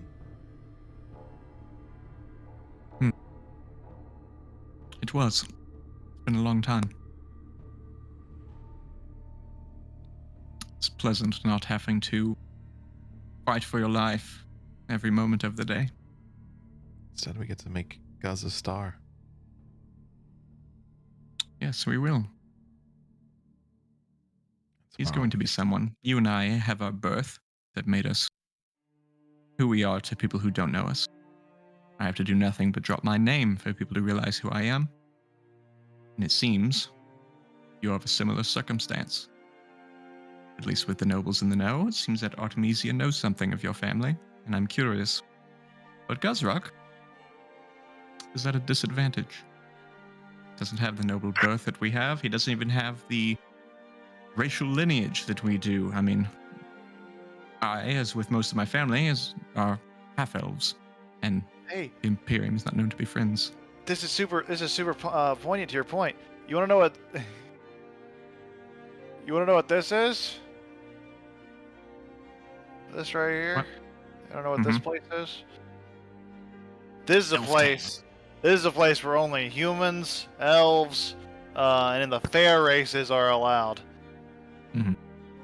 All the businesses here are dedicated to like human, elf only, so it kind of epitomizes that point. And it just happens to be like right under the Morloft estate, right there, adjacent. Just so happy So it happens.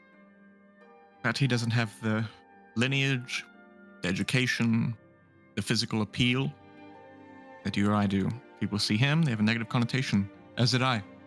I saw him as nothing more than a bumbling oaf to be exploited by me for all those ridiculous jobs that we had to do back in the tavern. But over time, I've come to see him as so much more. I never met an Ogolon with ambition. So I just have to find out how to translate to her exactly what he is. Is it something where she's gonna want to talk to us before we can go to the festival tomorrow? You need not concern yourself with it, I'm sure. But it's not something I can escape, nor is it something I wish to escape. I will not let this be. I intend for this to be the one and only night that Guzrak does not sleep in a place deserving for the remainder of our days in the city. I will convince her. I think that's good. I think he'll like it. I think you will. I think that he might fight it for a while. There'll be some reluctance. Change is difficult for some, however. He used to be what he aspires to be. Big magics, as he calls it. I feel like most of our ability comes from who we know, who taught us, our connections, all of that. And he doesn't have those, and in order to form those, or mold him into someone that people wish to connect with, people wish to teach. And I will not have any resistance on his end. He's going to fight me. But I'm sure, with the right education and the right tailor, he'll look the part that I need him to. And this could be good for his people. It's good if people get used to listening to him or following him. He's opened my eyes to the potential of his people, of which before I saw none. Perhaps he can do the same to the rest of the nobility, to the rest of Traphus, even. Looking out, are there still like lights in the? Oh, the festival's in full swing still. People don't stop until like 5, 6 in the morning. Oh yeah, Gusrock, you're sleeping outside with the fireworks going on. I mean, I'm out, Oh, right? yeah, Yeah, you're out. You're like Luckily. magically knocked unconscious, but yeah. Yeah, it is beautiful and still there, still so close, but so far. But you are tired, and it is still there. It'll still be there in the morning. Yeah. Phil's like really fighting back, going to sleep. He's like, oh, I think he'll like that. Yeah, she's just gonna wait for him to drift off. And I think she's maybe even like, pinching her little work candle out to help him go to sleep. And I can see anyways, she will continue her work in the dark. All right. So, just Before eventually passing yeah, out. finding rest. All right. Let's see. Oof. Well, 10 minutes before our time. But I do want to see that festival. I probably can't play very late tonight. Yeah. Guess we'll just have to save it for the week after next. I do think that we got a lot done. I think we had a lot of cool stuff in this session, and ending it at our first night in the Morlifta Estate. That's a good pick. Yeah, up we the got next a lot one. planned for tomorrow. Yeah. There's Might a as big, well there's get a it big, all done at once rather Yeah, than getting a I'd taste. hate to absolutely breaking it have up. the morning and then Yeah. cut it off shortly. Yeah. Yeah. I agree. So, Oh, I'm so excited for Traphus. First of all, Oh, I want to win some Take stuff. oh yeah. Oh, I'm very excited. There's a lot here. There's a lot here that's gonna be there to explore. I'm very excited about. Hope you guys are ready to look around, figure stuff out, do stuff. Oh, I'm so Freedom. ready. ooh, I forgot my beast that's gonna, let me go around the city a little bit easier. Then the giant spider. Yeah, it's a lion. Oh, that'd be cool. Nice. That'd be if very they're gonna cool. have, It's almost a if griffin. they're gonna have griffins, they gotta be cool with a lion. No, lion's cool. That's very Imperium. Lions are dope.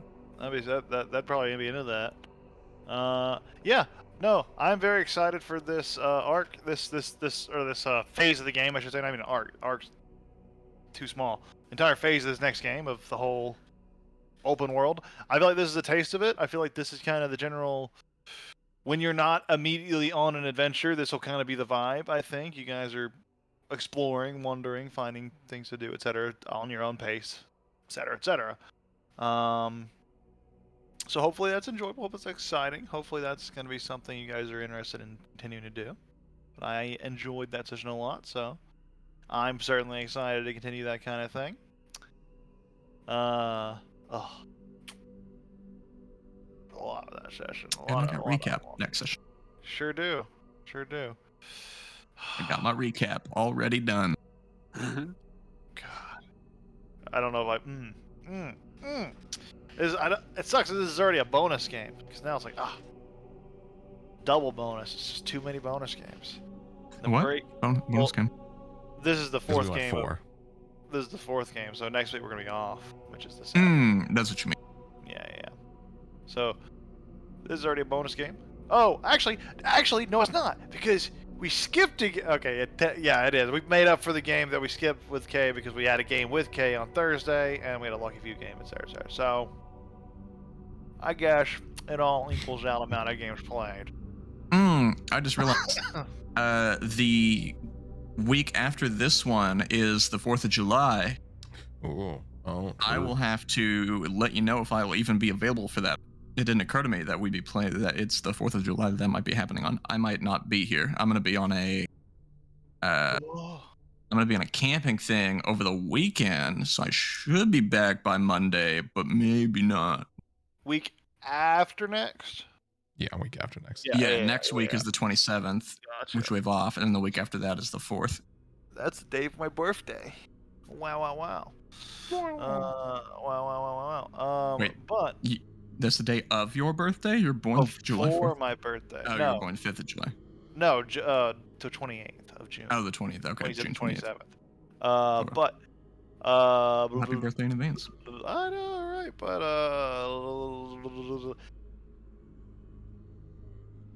well, we could do an old switcheroo where we take that 4th of July week off, but we play one extra block if everyone wanted to.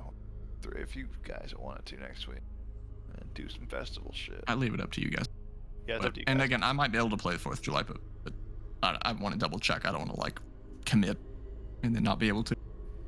Yeah. We can swap that around if you guys want. If not, I'm totally also down the way. I am just excited to play more of this game because this game is very fun. Well, now we're getting into the meat. We're out of the fucking yeah. desert. We're out of like now the we're in the appetizer. city. Now we're in the meat. The meat I'm Urban so campaign. excited for. Oh. It's a big city. It's a big city. Got a lot to it. So And I many have a things I want to talk about. billion ideas for things that I want to do in the cities. Mhm. You guys definitely feel free to like. I'm basically Tess is like wanting you guys to like wants to introduce you to things in the city, but wants you guys to experience the city at your pace. Like she Yeah. wants you guys to. She doesn't want to be like your escort throughout the city. Like this is my city and you're a guest in it. She really wants you guys to feel at home. So You should explore it. You should absolutely. Yeah. I feel like that's what these first few sessions in Traphis are going to be, are just exploring Traphis, exploring it, feeling what this is about, and just feeling it out. And the festival's the perfect time to do that because there's so much to do while exploring. though, like one of the yeah. first things we're doing for sure, and Tesla's gonna insist, is that we're going back to the Elder Pot Taylor, and we're getting you guys spiffed up. I'm getting her spiffed up. Oh, but this is the general way of the exploration. Like, there are things that, like, yeah, I'll just put little labels, and if like an area gets too popular labels, I'll make labels smaller. But I kind of like this idea of exploration because it lets I you like it a see lot. stuff, especially for a city. It lets you see stuff, but it doesn't like give everything away. Still give you kind of a feeling of exploration while you're looking around. It's I like it a fun. lot. Yeah.